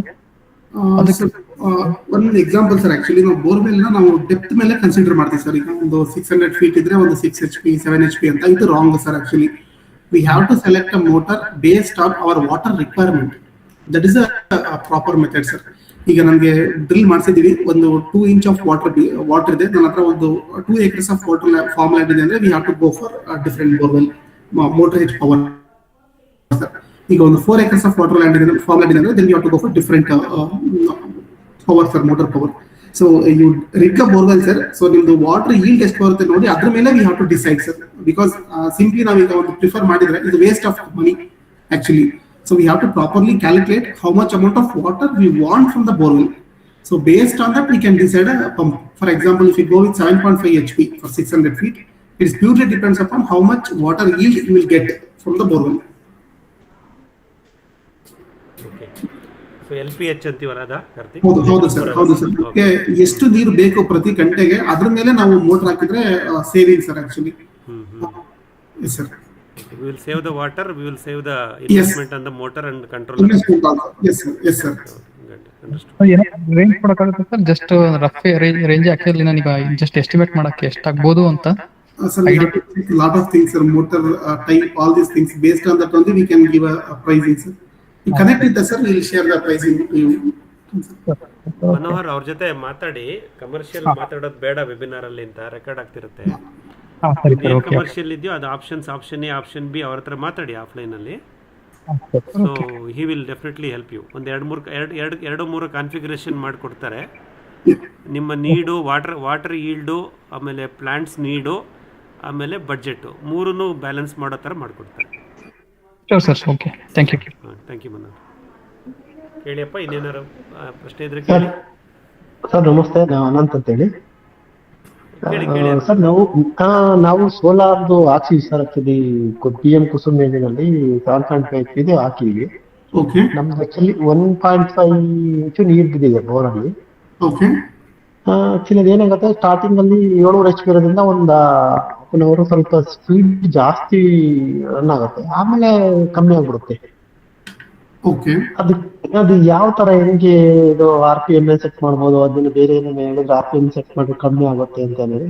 ಓಕೆ ವೆದರ್ ಬೇರೆ ಕಂಡೀಷನ್ ಕರೆಕ್ಟ್ ಇಲ್ದಿದಾಗ ಒಂದ್ ಸ್ವಲ್ಪ ನೀರು ಫುಲ್ ಕಮ್ಮಿ ಆಗುತ್ತೆ, ಮತ್ತೆ ಸ್ವಲ್ಪ ಬರುತ್ತೆ, ಕಮ್ಮಿ ಆಗುತ್ತೆ. ಇದಷ್ಟು ಇದು ಬರ್ತಾ ಇಲ್ಲ, ನಮ್ಮ ಪವರ್ ಬರ್ತಾ ಇರೋಷ್ಟು ವಾಟರ್ ಬರ್ತಾ ಇಲ್ಲ ಇದೆ ಸೋಲಾರ್ ಅಲ್ಲಿ. ಓಕೆ ಸರ್, ಈಲ್ಡ್ ಕರೆಕ್ಟ್ ಆಗಿದೆಯಾ ಸರ್ ಬೋರ್ವೆಲ್ ಅಲ್ಲಿ? ಬೋರ್ವೆಲ್ ಅನ್ಸತ್ತೆ 1.5 ಇಂಚ್ ನೀರು ಬರ್ತಾ ಇದೆ ಅದ್ರಲ್ಲಿ. ಮುಂಚೆ ಚೆನ್ನಾಗಿ ಬರ್ತಾ ಇತ್ತು ನಮ್ದು, ಡೇ ಅಂಡ್ ನೈಟ್ ಪವರ್ ಇರೋ ಟೈಮ್ ಅಲ್ಲಿ ಓಕೆ ನೀಟಾಗಿ ಫುಲ್ ಎಲ್ಲಾ ಕಡೆನೂ ಚೆನ್ನಾಗಿ ಫುಲ್ ಕವರ್ ಆಗ್ತಾ ಇತ್ತು, ಇದಾಗ್ತಾ ಇದೆ. ಇವಾಗ ಅಷ್ಟು ಸರಿ ಫುಲ್ ಕವರ್ ಆಗ್ತಾ ಇಲ್ಲ. ವಿಂಗ್ಲರ್ ಫುಲ್ ಪಕ್ಕ ತಿರ್ಗೋದಿಲ್ಲ, ಓಕೆ ಕಮ್ಮಿ ತಿರುಗ್ತಾ ಇದೆ. ಓಕೆ ಅದೇನಂತ ಗೊತ್ತಾಗ್ತಾ ಇಲ್ಲ ನಮ್ಗೆ. ಕಮ್ಮಿ ಪವರ್ ಏನೋ ಜನರೇಟ್ ಆಗ್ತಾ ಇದೆ. ಇವ್ರು ಆಕ್ಚುಲಿ ನಾವು 5 HP ಹಾಕ್ಬೇಕಾಯ್ತು, 700 HP ಹಾಕಿದ್ವಿ ನಾವು. ಅದೇನಾದ್ರು ಮಿಸ್ ಆಯ್ತಾ ಅಂತ 7.5 ಪ್ರಾಪರ್ ಆಗಿದೆ ಸರ್. ಒಂದು ಕ್ವಿಕ್ ಸಜೆಷನ್ ಸರ್, ನಿಮ್ಗೆ ವೆಂಡರ್ಗೆ ಮೋಟರ್ನ ಆಟೋ ಟ್ಯೂನ್ ಹೇಳಿ ಸರ್. ಏನ್ ಮಾಡೋದು ಸರ್? ಮೋಟರ್ನ ಆಟೋ ಟ್ಯೂನ್ ಮಾಡ್ಬೇಕು sir. Actually why it is AC ಮೋಟರ್ಗೆ ಟ್ಯೂನಿಂಗ್ ಮ್ಯಾಂಡೇಟರಿ ಇಲ್ಲ sir, but for the PMSA motor are BLDC ಮೋಟರ್ಗೆ auto tuning mandatory sir actually. So we have to set some parameters. So for example KPK parameters ಅಂತ ಕರಿತೀವಿ, ಅಂದ್ರೆ proportional interval gain parameters ಅಂತ ಕರಿತೀವಿ sir ನಾವು. ಆ gain parameter ಮತ್ತೆ motor phase to phase inductance ಅನ್ನ VFD ಗೆ ಸೆಟ್ ಮಾಡ್ಬೇಕು ಸರ್ ನಾವು. ಸೊ ಅದು ಒಂದೊಂದು ವೇರಿ ಇರುತ್ತೆ ಸರ್. ಸೊ ಅವರು actually per field they have to auto tune the pump set. So ಒಂದ್ಸರಿ ಅವರು ಆಟೋ ಟ್ಯೂನ್ ಮಾಡಕ್ ಹೇಳಿ, I think auto tune your problem will solve sir. Shakti ಅವ್ರದ್ದು ಅಕ್ಷರ ನಾವು ಹಾಕಿದ್ವಿ. ಓಕೆ, ಅವ್ರಿಗೆ ರಿಮೋಟ್ಲಿ ಒಂದ್ಸಾರಿ ಟ್ಯೂನ್ ಮಾಡಕ್ ಹೇಳಿ ಸರ್ ಮೋಟರ್ನ ಸರ್. ಹೌದಾ ಸರ್? ಹಾ ಸರ್, ಕರೆಕ್ಟ್ ಹಾಕಿರೋದು ಪವರ್ ನಾವು 7.5 HP ಕರೆಕ್ಟ್ ಅಂತೀರಾ? 5 HP ನಿಮ್ದು ಡೆಪ್ತ್ ಎಷ್ಟಿದೆ sir borewell? Depth actually bore actually 540 full bore drill ಮಾಡಿರೋದು. ನಮ್ಗೆ ಆಕ್ಚುಲಿ ನೀರ್ ವಾಟರ್ ಬಂದಿದ್ದು ಸ್ಟಾರ್ಟಿಂಗ್ 200 feet ಒಳಗಡೆ ವಾಟರ್ ಬಂತು. ಮತ್ತೆ ಇನ್ನೊಂದು ಗ್ಯಾಪ್ ಬರುತ್ತೆ ಅಂತ ಹೇಳಿ ನಾವು ಮತ್ತೆ ಬೋರ್ ಅಲ್ಲಿವರೆಗೆ ವರ್ಷಿದ್ವಿ, ಆದ್ರೆ ಮತ್ತೇನು ಒಂದು ಗ್ಯಾಪ್ ಬರ್ಲಿಲ್ಲ. ಫಸ್ಟ್ ಗ್ಯಾಪ್ ಅಷ್ಟೇ ಬಂದಿದ್ದು, ಆಮೇಲೆ ನೆಕ್ಸ್ಟ್ ಗ್ಯಾಪ್ ಬರ್ಲಿಲ್ಲ ವಾಟರ್. ಈಗ ಮೋಟರ್ 300 feet ಬಿಟ್ಟಿರ್ತೀರಾ ಅನ್ಸುತ್ತೆ ನೀವು ಕುಸುಮಲ್ಲಿ? ಹೌದು ಸರ್, ಹೌದು 300 feet ಬಿಟ್ಟಿದ್ದೇವೆ. Then it is perfect sir. Just tune sir, ಒಂದ್ಸರಿ ಟ್ಯೂನ್ ಮಾಡಿ ಸರ್ ಮೋಟರ್ ಸರ್, ಸಾಲ್ವ್ ಆಗುತ್ತೆ. ಹೌದಾ? ಹಾ sir. Okay thank you sir. Thank you sir. ಅವ್ರನ್ನ ಕಾಂಟ್ಯಾಕ್ಟ್ ಮಾಡಿ, ಇವ್ರ ಶಕ್ತಿ ಪಂಪ್ಸ್ ಅವ್ರನ್ನ ಕಾಂಟ್ಯಾಕ್ಟ್ ಮಾಡಿ, ಇನ್ನು ಅವ್ರೇನು ಹೇಳ್ತಾರೆ ಕೇಳಿಯಪ್ಪ. ಸರಿ ಸರ್ ಆಯ್ತು. ಯಾಕಂದ್ರೆ ಇದು DC ಮೋಟರ್ ಅಂತ, ಇದನ್ನ ಟ್ಯೂನಿಂಗ್ ಮಾಡಿದ್ರೆ ಪರ್ಫಾರ್ಮೆನ್ಸ್ ಬರುತ್ತೆ ಅಂತ ಹೇಳ್ತಿದ್ದಾರೆ. ಅವರು ಶಕ್ತಿ ಪಂಪ್ಸ್ ಅವ್ರು ಮಾಡ್ಕೊಡ್ತಾರೆ ಅನ್ಸುತ್ತೆ, ಅವ್ರ ಹತ್ರ ರಿಕ್ವೆಸ್ಟ್ ಮಾಡಿ. Okay thank you sir. ಕೇಳಿಯಪ್ಪ, ಇನ್ನೇನಾರ ಪ್ರಶ್ನೆ ಇದ್ರೆ ಕೇಳಿ. ಹಲೋ,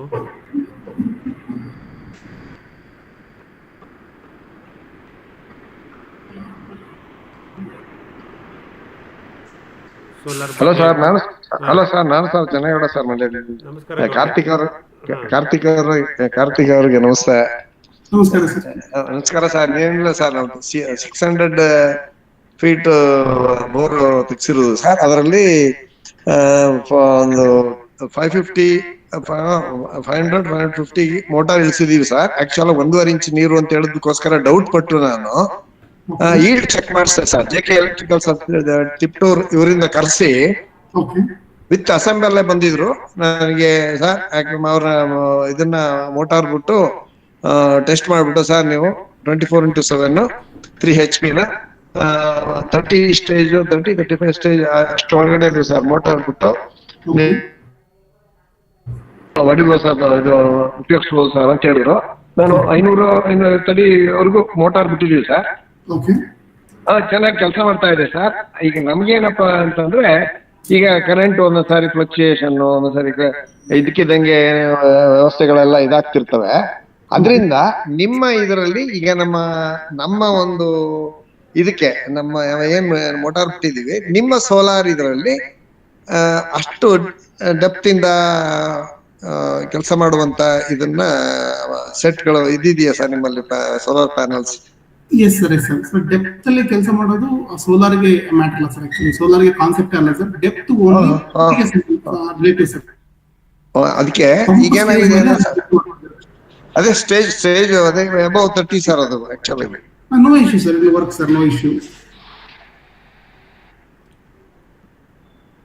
ಓಕೆ, ಈಗ ಅವ್ರ ಹತ್ರ ನಿಮ್ದನ್ನ ಉಪಯೋಗಿಸಿ ಅದು ಅದಿಲ್ಲ ಅಂದಾಗ ಇದು ಇದಿಲ್ಲ ಅಂದಾಗ ಅದು ಉಪಯೋಗಿಸ್ಬೋದಲ್ಲ ಸರ್? ಅರ್ಥ ಆಗಲಿಲ್ಲ ಸರ್ ನೀವು ಹೇಳ್ತಿರೋದು. ಅದೇ ಅಂದ್ರೆ ಈಗ ಆಕ್ಚುಲಿ ಈಗ ನಮ್ಗೆ ಎಲೆಕ್ಟ್ರಿಸಿಟಿ 4 hours ಕೊಡ್ತಾನೆ ಸರ್ ಅಷ್ಟೇ, ಡೈಲಿ 4 hours ಕೊಡ್ತಾರೆ ಸರ್ ಅಷ್ಟೇ. Okay okay. ಅದರಿಂದ ಬೇರೆ ಅವಧಿನಲ್ಲಿ ನಿಮ್ಮ ಸೋಲಾರ್ ಪ್ಯಾನಲ್ ಗಳನ್ನ ಅಡ್ಜಸ್ಟ್ ಮಾಡಿ ಈ ಇದಕ್ಕೆ ಯಾವುದೇ ಅಡ್ಡ ಪರಿಣಾಮಗಳಿಲ್ಲದಂತೆ ಯಾವುದೇ ಇಲ್ಲದೆ ತೊಂದರೆ ನೋಡುವಂತೆ ನಿಮ್ಮಲ್ಲಿ ಸೋಲಾರ್ ಪ್ಯಾನಲ್ ಇವುಗಳನ್ನ ಮಾಡ್ಕೊಡ್ತೀರಾ ಸರ್? ಮಾಡ್ಬೋದು sir, it is possible sir. ನಿಮ್ಗೆ ಗ್ರಿಡ್ ಇಲ್ಲೇ ಇರುವಾಗ ಅಥವಾ ಗ್ರಿಡ್ ಇದ್ದಾಗ ಕಂಬೈನ್ ಕೂಡ ರನ್ ಮಾಡಿಸಬಹುದು sir. That is not a problem, you can do it sir. ಅದಕ್ಕೆ ನಾನು ಈಲ್ಡ್ ಚೆಕ್ ಮಾಡಿಸಿ ಮೋಟಾರ್ ಇಳಿಸಿದೀನಿ ಸರ್, ಚೆನ್ನಾಗಿ ಕೆಲಸ ಮಾಡ್ತಾ ಇದೆ. Okay sir, okay. ಹಾ ಸರ್. ಅದರಿಂದ ಅದಕ್ಕೆ ನನಗೆ ನಿಮ್ಮ ಇದನ್ನ ಪರಿಚಯ ಮಾಡಿಸ್ಕೊಟ್ಟಿದ್ದು ನನಗೆ ತುಂಬಾ ಇದಾಯ್ತು ಸರ್. ಏನಾದ್ರು ನನಗೆ ಇನ್ ಮುಂದೆ ಫ್ಯೂಚರ್ ಅಲ್ಲಿ ಇದು ಬೇಕು ಅಂದಾಗ ನಿಮ್ಮನ್ನ ಕಾಂಟ್ಯಾಕ್ಟ್ ಮಾಡ್ತೀನಿ sir. Sure sir, okay sir. Thank you sir. Thank you sir, thank you sir, thank you sir. ಅದೇ ಚೆನ್ನೇಗೌಡ್ರ ಹತ್ರ 3 HP 30 ಸ್ಟೇಜ್ ಮೋಟ್ರ್ ಇದೆ, 570 ಅಡಿ ಆಳದಲ್ಲಿ ವರ್ಕ್ ಮಾಡ್ತಿದೆ.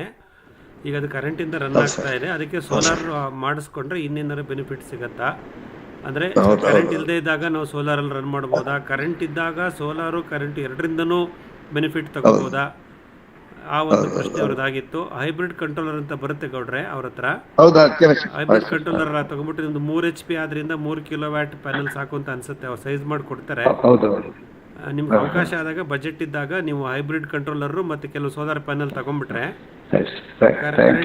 ಸೋಲಾರ್ ಎರಡರಿಂದನೂ ನೀವು ಆಪರೇಟ್ ಮಾಡ್ಕೋಬಹುದು.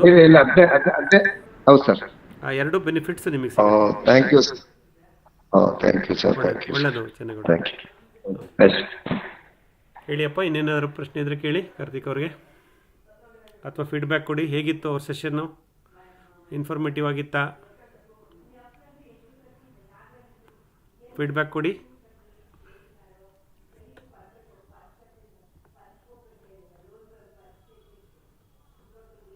ಹಲೋ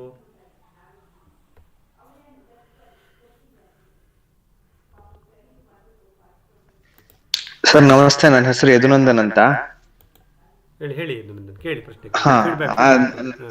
ನನಗ್ ಬಹಳ ಇನ್ಫಾರ್ಮೇಟಿವ್ ಆಗಿತ್ತು sir. Though I don't own a farm land. ಇದು ಸ್ಟಾರ್ಟರು ಇದೆಲ್ಲ ಹಾಳಾಗಿ ಬರ್ನಾಗೋದು, how it can be avoided. This was really informative ಒಂಥರ. I have lot of questions which I would like to discuss with mister Karthik offline some time. But ಕೇಳ್ತೀನಿ. But it's really informative and ತುಂಬಾ technology advance ಆಗಿದೆ. And with renewable source of energy I think ಎಲ್ಲ farmers ಇದ್ರದ್ದು benefit ತಗೋಬೇಕು. This will is their work actually. ತುಂಬಾ help ಆಗುತ್ತೆ ನನಗನ್ಸೋ ಇದು. Thank you. Wonderful session. Thank you Karthik sir. Thank you sir. Thanks Yadunandan for the feedback. ಹೇಳಿಯಪ್ಪ, ಇನ್ನಾರು feedback ಕೊಡಿ. ನಮ್ಮ ಜೊತೆ ಕಾರ್ತಿಕ್ ಸುಮಾರು 1.5 ಗಂಟೆಯಿಂದ ಇದ್ದಾರೆ. ಹೇಗನ್ನಿಸ್ತು ಇನ್ಫಾರ್ಮೇಶನ್? ಹೇಳಿಯಪ್ಪ.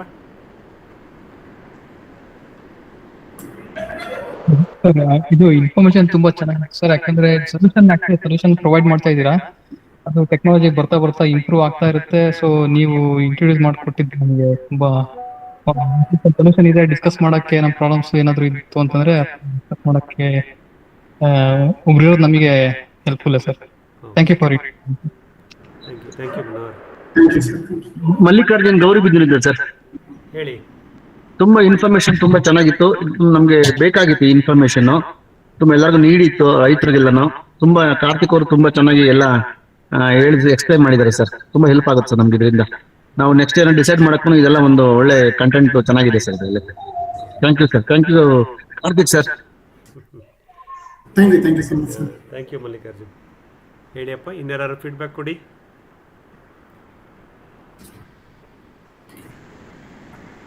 ಹಲೋ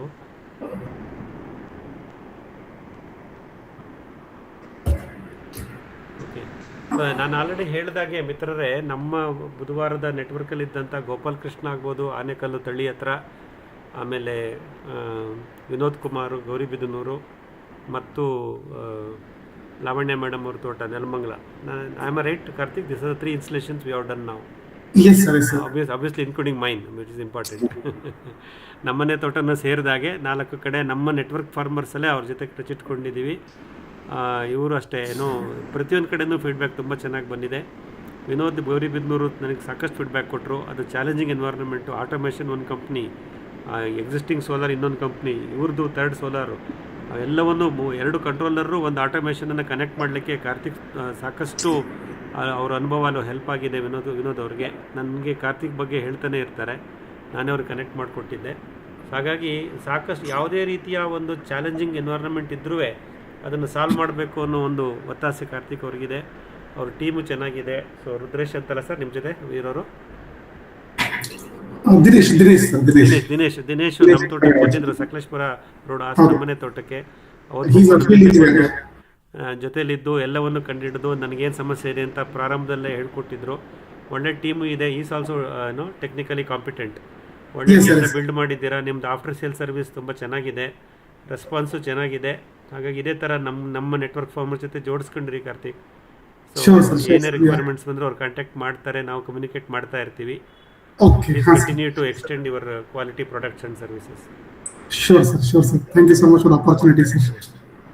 ಮಿತ್ರರೇ, ಇದಿಷ್ಟು ಕಾರ್ತಿಕ್ ಅವರು Indira energy systems, electronic city, Hosur road, Bengaluru, ಅಲ್ಲಿ ಅವ್ರ ಸಂಸ್ಥೆ ಇದೆ. ಸಾಕಷ್ಟು R&D ಮಾಡ್ತಾ ಇರ್ತಾರೆ. ಅವರು ಸಾಕಷ್ಟು ಅಚೀವ್ಮೆಂಟ್ಸು ಇದೆ. ನಮ್ಮ ಜೊತೆ ಜೋಡಿಸ್ಕೊಂಡಿದ್ದಕ್ಕೆ ಇವತ್ತು ಕಾರ್ತಿಕ್ ಅವ್ರಿಗೆ ನಿಮ್ಮೆಲ್ಲರ ಪರವಾಗಿ ನಾನು ವಂದನೆಗಳನ್ನು ಸಲ್ಲಿಸ್ತೀನಿ. ಸಾಧ್ಯವಾದರೆ ಕಾರ್ತಿಕ್ ಅವ್ರಿಗೆ ಇನ್ವೈಟ್ ಮಾಡ್ತಾ ಇದ್ದೀನಿ. ನಮ್ಮ ಶನಿವಾರದ ಮೊದಲನೇ ಸೆಮಿನಾರ್ ಏನಿದೆ ಗ್ರೀನ್ ಪಾರ್ಕ್ ರೆಸ್ಟೋರೆಂಟಲ್ಲಿ, ಅವತ್ತು ಸಾಧ್ಯವಾದರೆ ಅವ್ರ ಸಮಯ ಇದ್ದರೆ ಬರ್ತಾರೆ. ಇನ್ನೊಂದು ಗಂಟೆ ನಮ್ಮ ಜೊತೆ ಅವತ್ತು ಕಳೀತಾರೆ. ಯಾರಿಗಾದರೂ ಸ್ಪೆಸಿಫಿಕ್ ಸೊಲ್ಯೂಷನ್ ಬೇಕಿದ್ದರೆ, ಬಜೆಟಿಂಗ್ ಬೇಕಾದರೆ ಅವತ್ತು ವೈಟ್ ಬೋರ್ಡಲ್ಲಿ ಡಿಸ್ಕಸ್ ಮಾಡೋಣ. ಅದು ಕ್ಲೋಸ್ಡ್ ಎನ್ವೈರನ್ಮೆಂಟ್ ಅದರಿಂದ ಅವರು ಪ್ರೈಸ್ ಎಲ್ಲ ಹೇಳ್ತಾರೆ ಮತ್ತು ಬೇರೆ ಚಾಲೆಂಜ್ ಹೇಳ್ತಾರೆ ಅಂತ ಹೇಳ್ತಾ, Karthik ji, I am inviting you once again. If you can plan your visit on Saturday to Green Path Restaurant in Malleshwaram, Sampigi Road, you are welcome. Please join us for a lunch followed by a discussion from your side. Okay, sir. Sure, sir. Definitely, sir. I will join, sir. Oh, thank you very much. ಮಿತ್ರ ನೋಡಿ, ಇನ್ನೊಂದು ಅವಕಾಶ ಸಿಗುತ್ತೆ. So ದಯವಿಟ್ಟು ನಮ್ಮ ಸೆಮಿನಾರ್ನಲ್ಲಿ ಕಾರ್ತಿಕ್ ಬರ್ತಾರೆ. ಅವರ ಇನ್ನೂ ಎಷ್ಟು ನಿಮ್ಗೆ ಅನುಮಾನಗಳಿದೆಯೋ, ನಿಮ್ಮ ಸ್ನೇಹಿತರಿಗೆ ಯಾರಿಗಾರೋ ಈ ಸೋಲಾರ್ ಸಿಸ್ಟಮ್ ಬಗ್ಗೆ ಅನುಮಾನಗಳಿದ್ದರೆ ದಯವಿಟ್ಟು ಅವರನ್ನು ನಮ್ಮ ಸೆಮಿನಾರಿಗೆ ಬರಲಿಕ್ಕೆ ಹೇಳಿ. ಕಾರ್ತಿಕ್ ನಮ್ಮ ಜೊತೆ ಇರ್ತಾರೆ. ಸಾಕಷ್ಟು ಮಾಹಿತಿನ ಪಡ್ಕೊಳ್ಳೋಣ ಅಂತ ಹೇಳ್ತಾ ಕಾರ್ತಿಕ್ ಅವರಿಗೆ ನಿಮ್ಮೆಲ್ಲರ ಪರವಾಗಿ ಧನ್ಯವಾದಗಳನ್ನು ಅರ್ಪಿಸ್ತೀನಿ. Thank you Karthik. Thank you sir. Thank you Karthik ಸರ್ಗೆ. Thank you. ಓಕೆ, ನಮ್ಮ ಈ ವಾರದ ವೆಬಿನಾರ್ನ ಕೊನೆ ಹಂತಕ್ಕೆ ಬಂದಿದ್ದೀವಿ. ಮಿತ್ರರೇ, ಇವತ್ತು ನಾವು ಸಾಕಷ್ಟು ವಿಷಯವನ್ನು ತಿಳ್ಕೊಂಡ್ವಿ. ಸೊ ನಾವು ವೆಬಿನಾರಿಂದ ಸೆಮಿನಾರ್ಗೆ ಹೋಗ್ತಿರೋದು ಬಹಳ ಮುಖ್ಯವಾದ ಹಂತ. ಯಾಕೆಂದರೆ ನಿಮಗೆಲ್ಲರಿಗೂ ಈ ಪರ್ಸ್ನಲ್ ಕಾಂಟ್ಯಾಕ್ಟ್ಸ್ ಬೇಕೇ ಬೇಕು. ನಾವು ಒಬ್ಬರನ್ನೊಬ್ಬರನ್ನ ಭೇಟಿ ಮಾಡಿರಲ್ಲ. ನಮ್ಮ ವೈಯಕ್ತಿಕ ಸಂಬಂಧಗಳನ್ನು ಬಳಸ್ಕೊಳ್ಳೋಕ್ಕೆ ಈ ಸೆಮಿನಾರ್ ಬಹಳ ಮುಖ್ಯವಾದ ಪ್ಲಾಟ್ಫಾರ್ಮ್ ಆಗುತ್ತೆ. ಯಾರ್ಯಾರಿಗೆ ಸಾಧ್ಯವಾಗುತ್ತೋ ಅವತ್ತು ದಯವಿಟ್ಟು ಶನಿವಾರ ಒಂದು ದಿವಸ ಪೂರ್ತಿ ನಮ್ಮ ಜೊತೆ ಇರಿ. ಸಾಕಷ್ಟು ವಿಷಯಗಳನ್ನು ಕಲಿತಾ ಹೋಗೋಣ. ಮತ್ತು ಈ ರೀತಿ ಕಾರ್ತಿಕ್ ನಮ್ಮ ಜೊತೆ ಇರ್ತಾರೆ, ಅವ್ರ ಹತ್ರನೂ ನಾವು ಮತ್ತೆ ಮಾಹಿತಿ ಪಡ್ಕೊಳ್ಳೋಣ ಅಂತ ಹೇಳ್ತಾ, ಇನ್ಯಾವುದಾದ್ರು ನಿಮಗೆ ಈ ಅನುಭವಕ್ಕೆ ಬಂದಿದ್ದರೆ, ಸಮಸ್ಯೆಗಳಿದ್ದರೆ ಇನ್ನೊಂದು 5 ನಿಮಿಷ ಇರೋಣ. ಹೇಳಂಗಿದ್ರೆ ಕೇಳಿಯಪ್ಪ. Any other doubts and questions please ask related to your challenges. Sir, I am Dinesh here. Yes, Dinesh, go ahead. Yes, please, sir. Sir, actually in connection with this, so is there any timing set for this, because I saw that IoT and all that, so is there any timing set remotely, like every morning, for example, 8 o'clock it should be pumped, anything like that? Yes, we have it, sir. We have a timer in our system. We can configure when I want to operate the pump. If I want to operate at 10 o'clock, we can configure at 10 o'clock and close at 3 o'clock. We can set the timing. So this frequency adjustable and it is a timing adjustable. So we can configure whenever we want irrigation. So for example, I want to irrigate, I want to do the irrigation from 8 to 9. We can set like that. Yes, we can set like that. Yes, we will give a mobile application. From the mobile application, we can tweak it. We can set it. If I want to on at 9 and turn off at 2 or 1, we can set the timings. So based on that, pump will automatically turn on and turn off. So multiple timing we can enter. Yes, we can set slots also. We can set a frequency with the frequency or iterations, we can tweak it, sir. No issue. It works on RTC, real-time clock. Real-time clock, and also if any further modification is required, it is always microcontroller compatible. We can establish a communication between our VFD to our another controller. From that, we can do any modification. Okay, great. Ritesh, your farm is located where in? No, actually, I in Kerala only, but I don't have much. It is just it is not acres. It is just a cent actually. I have multiple plots. That is the problem. I have multiple plots. It's a small like a 5 cent, 12 cent like that. So whatever I could, trying to do. I am doing there. Actually, I am planting a reconnect and all that. Okay. So fine. So you need to aggregate multiple locations. Yeah. With a common management console. Yeah. Yes, great. So doable, I think. So Karthik can help you. It is doable, sir. Yeah, it is doable. Thank you, Ritesh. Thank you. ಹೇಳಿಯಪ್ಪ ಇನ್ನೇನಾರು experience ಇದ್ರೆ ಹೇಳಿ, doubts ಇದ್ರೆ ಕೇಳಿ. ಎಲ್ಲರಿಗೂ ನಮಸ್ಕಾರ.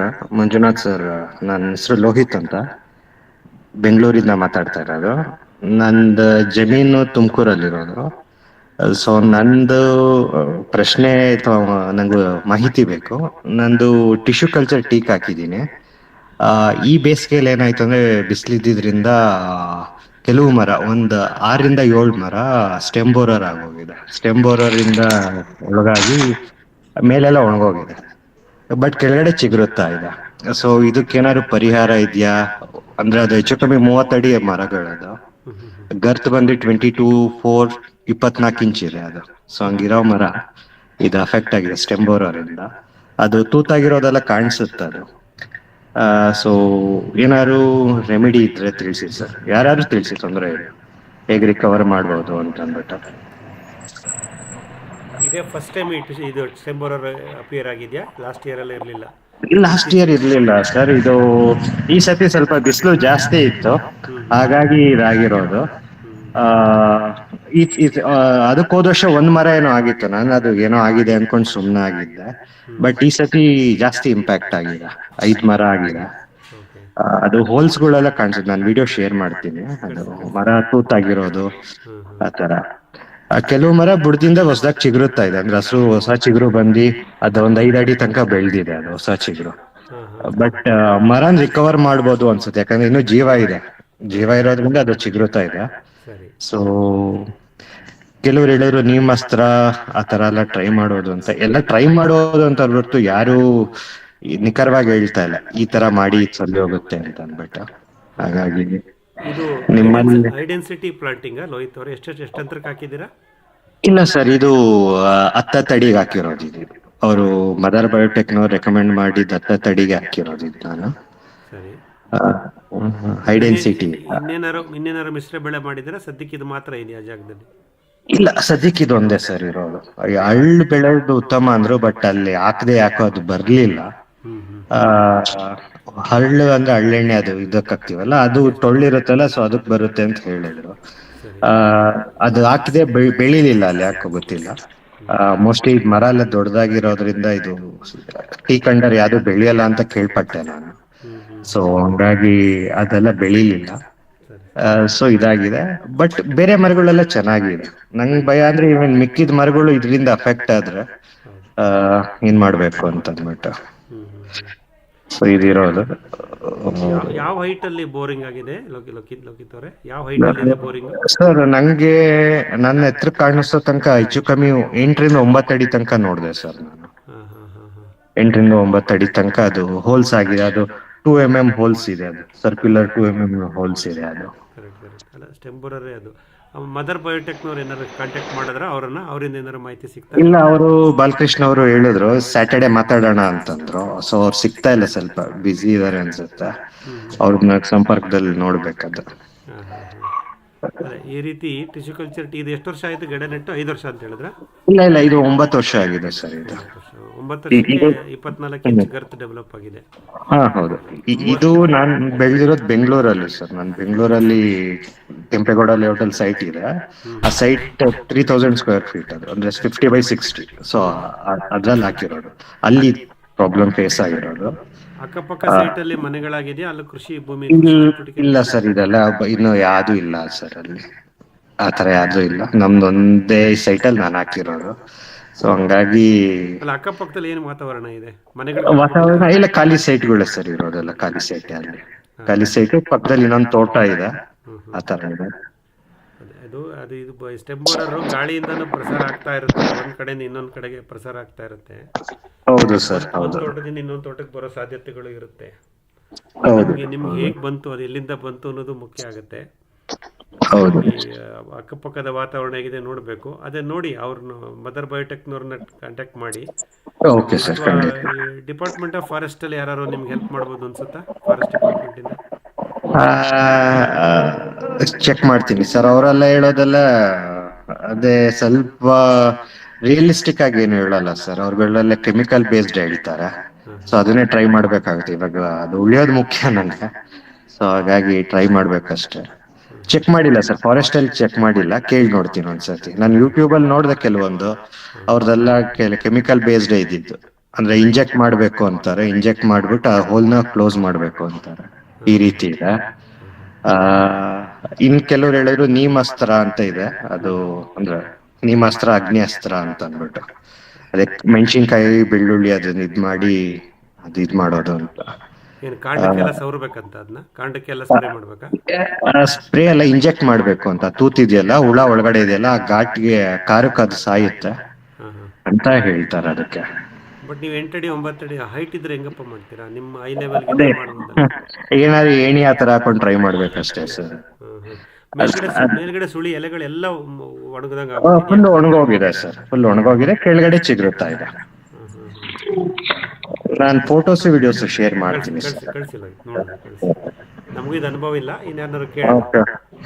ಹೌದು sir, ಯಾಕಂದ್ರೆ ಇನ್ನು ಮಿಕ್ಕಿದ್ದು ಹರಡಿದ್ರೆ ಕಷ್ಟ ಆಗೋಗಿದೆ. ಇದು 9 ವರ್ಷದ ಮರಗಳು ಇದು, ಹಂಗಾಗಿ ಟ್ರೈ ಮಾಡಿ ಹರಡೋ ಸಾಧ್ಯತೆಗಳಿದೆ, ನೀವು ಗಮನಿಸ್ತಾ ಇರಬೇಕು. ಹೌದು. ಅದೇ ನೋಡೋಣ ಇರಿ, ಅದಕ್ಕೆ ಯಾವ ರೆಮಿಡಿ ನೋಡಿ ಏನಾದ್ರು ವಿಚಾರಿಸೋಣ. ಫಾರೆಸ್ಟ್ನವ್ರನ್ನ ಏನಾದ್ರು ಕೇಳೋಣ. ನೀವು ಅವರನ್ನು ಕೇಳಿ, ಮದರ್ ಬಯೋಟೆಕ್ ಅವರನ್ನು ಕೇಳಿ. Okay sir. ಬೇರೆ ಇನ್ಯಾದ್ರು ಇನ್ನು ನಮ್ಮ ಪ್ಲಾಟ್ಫಾರ್ಮ್ ಅಲ್ಲಿ ಇವತ್ತು ಹೇಳಿದ್ದೀರಾ, ಸಾಕಷ್ಟು ಜನಕ್ಕೆ ಬಿದ್ದಿದೆ ಇದು.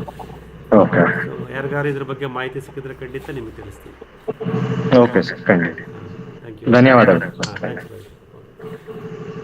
ಐಡಿಯಪ್ಪ, ಈ ಥರ ಇನ್ನೇನಾರು ಇದ್ರೆ ಹೇಳಿ ವಿಷಯಗಳು ದಯವಿಟ್ಟು. ಬೇರೆ ಏನಾದರೂ ಹೊಸ ವಿಷಯಗಳು ಸಮಸ್ಯೆಗಳಿದ್ರೆ ಕೇಳಿಯಪ್ಪ. ಹಲೋ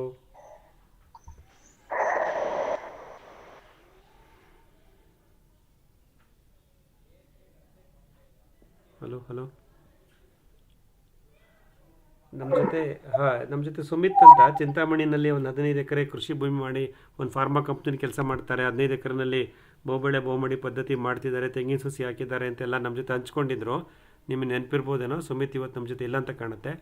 ಬಟ್ ಅವರು ಮೊನ್ನೆ ನನಗೆ ಫೋನ್ ಮಾಡಿ ಒಂದು ವಿಷಯ ತಿಳಿಸಿದ್ರು, ಅದು ನಿಮ್ಗೆ ಹೇಳ್ಬಿಡ್ತೀನಿ.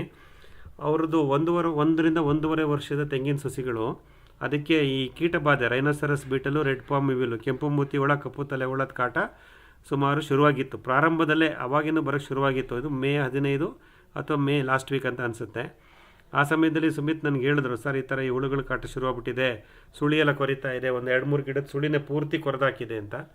ನಾನು ಅವ್ರಿಗೆ ಹೇಳಿದೆ, ಇಮಿಡಿಯೇಟಾಗಿ ನೀವು ಫೆರಮನ್ ಟ್ರ್ಯಾಪ್, ಬಕೆಟ್ ಟ್ರ್ಯಾಪ್ ಅಂತ ಸಿಗುತ್ತೆ, ಬಕೆಟ್ ಟ್ರ್ಯಾಪ್ನ ತೊಗೊಂಬಂದು ಸಾಕಷ್ಟು ಸಂಖ್ಯೆಯಲ್ಲಿ ಜೋಡಿಸ್ಬಿಡಿ. ಒಂದು ಎಕರೆಗೆ 2-3 ಹಾಕಬೇಕು. ಆ ಥರ ಹಾಕಿ ಅದಕ್ಕೆ ಲೂರಲ್ಲೆಲ್ಲ ಹಾಕಿ ಅದನ್ನು ಕಂಟ್ರೋಲ್ ಮಾಡಿಬಿಡಿ. ಏಕೆಂದರೆ ಜೂನ್ ಜುಲೈ ಆಗಸ್ಟು ಈ ಸಮಯದಲ್ಲಿ ವಯಸ್ಕ ದುಂಬಿಗಳು, ಮೆಚ್ಯೂರ್ಡ್ ಇನ್ಸೆಕ್ಟ್ಸ್ ತುಂಬ ಓಡಾಡತ್ತೆ ತೆಂಗಿನ ತೋಟದಲ್ಲಿ.